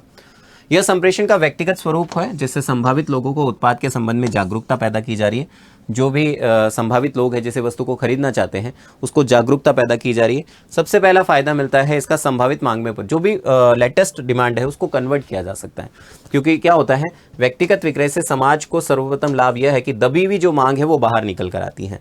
कैसे आती है, आइए बात करते हैं, दबी हुई मांग को बाहर कैसे लाया जा रहा है। इस चक्र के कारण विभिन्न आर्थिक क्रियाओं का भी पोषण होता है। कैसे, रोजगार के अवसर बढ़ेंगे, सीधी सी बात है, क्योंकि आपने देखा होगा समाज में आजकल सेल्समैन बढ़ते जा रहे हैं, तो इसका कारण क्या, सेल्समैन जो है उनको क्या मिल रहा है, रोजगार तो मिल ही रहा है। तो इस तरह से हम कह सकते हैं creation of the employment opportunity, समाज के लोगों की आय बढ़ेगी, बिल्कुल बढ़ेगी, जब रोजगार मिलेगा तो इंक्रीज इनकम होगी उनकी, ठीक है। साथ साथ में वस्तु और सेवाओं का अधिक उत्पादन होगा, क्यों, क्योंकि जब घर पर बेचने के लिए आएंगे तो लोग खरीदेंगे तो सीधी सी बात है यहाँ पर प्रोडक्शन गुड सर्विस बढ़ेगी, अच्छी किस्म की वस्तुएं हमें मिलेगी, जीवन स्तर अच्छा होगा, लाइफ स्टैंडर्ड अच्छा होगा, आर्थिक विकास के अनुकूल इसका प्रभाव पड़ेगा, ये भी हमें ध्यान रखना है। Available of the goods and quality, higher standard living of people, तो ये हमें थोड़ा ध्यान रखना है। और क्या मिल सकता है, रोजगार के अवसर बढ़ेंगे, अभी जस्ट मैंने बताया था व्यक्तिगत विक्रय में बेरोजगार नवयुवकों को रोजगार और आय दोनों के अच्छे अवसर प्रदान किए जाते हैं। इसका कारण स्पष्ट है कि व्यक्तिगत विक्रय से अधिक उत्पादन और निर्माण भी होता है। पर्सनल सेलिंग की वजह से प्रोवाइड, ये समाज को मिलने वाले लाभ है, क्योंकि रोजगार के अवसर बढ़ेंगे तो समाज को फायदा होगा। Personal selling provide the goods employment and the income opportunities for the unemployment youth, ठीक है, जो भी अनएम्प्लॉयमेंट है उसको रोजगार के अवसर दिए जाएंगे, ये हमें ध्यान रखना है, ठीक है। और साथ में उत्पादन का मानकीकरण और प्रमापीकरण, व्यक्तिगत विक्रय से समाज को लाभ होता है कि उत्पाद का मानकीकरण और प्रमापीकरण का उपभोग एक रूपता, क्योंकि जो आपके घर आएगा या डोर टू डोर आएंगे, जिसकी वजह से भी काफी बार मानकीकरण और प्रमापीकरण उपभोग में एक रूपता बनी रहती है। परिणाम स्वरूप लोगों को वस्तु का माप लेने, वस्तु को लगाने और अन्य वस्तुओं को मिलाने की आवश्यकता नहीं होती, क्योंकि कोई जरूरी नहीं है, ठीक है, भाप लेने, वस्तु को भाप लेने की, ठीक है, वस्तु को भाप लेने, वस्तु को लगाने और वस्तु को मिलाने की आवश्यकता नहीं होती है, तो उसको पोजीशन या मिक्स आइटम ऑफ द, क्योंकि देखिए इसमें क्या होता है, सारी चीजें प्रमापीकरण, यानी कोई भी व्यक्तिगत विक्रय घर आ रहा है तो वो स्टैंडर्ड सारी प्रमापित वस्तुएं लेकर आएगा, ठीक है, मानकीकृत वस्तु लेकर आएगा, ठीक है, क्योंकि वो किसी वस्तु को लेगा, तो कहीं ना कहीं इसका भी फायदा समाज को क्या मिलेगी, मानकीकृत वस्तुएं या प्रमापीकरण की वस्तुएं मिलेगी, अच्छी वस्तुएं मिलेगी, ये हमें थोड़ा ध्यान रखना है। तो इस तरह से हम कह सकते हैं ये सारी चीज़ें यहाँ पर, ये समाज को होने वाले लाभ जो है वो मैंने आपको समझाया है, ठीक है। तो लास्ट उत्सव जो मैंने आपको बताया था, जितने भी विद्यार्थी इस क्लास को देख रहे हैं जरूर इसको शेयर करिए, ठीक है। तो आशा करता हूँ मेरे प्यारे विद्यार्थियों आज की क्लास आपको अच्छी लगी होगी। जितने भी मैंने लॉन्ग क्वेश्चन थे वो क्वेश्चन ले लिए हैं, तो आप अच्छे से इसे पढ़िएगा, टेंशन मत लीजिएगा। जो आपको याद है, ज़रूरी नहीं है कि यही हमें याद करना, आपको याद है क्वेश्चन एक बार पढ़ लीजिएगा और जो आपको याद है वो इसको रिवाइज कर लीजिएगा, ठीक है। तो आशा करता हूँ मेरे प्यारे विद्यार्थियों आज की क्लास आपको अच्छी लगी होगी। बहुत बहुत धन्यवाद मेरे प्यारे विद्यार्थियों, स्वस्थ रहना है और मस्त रहना है। Thank you so much.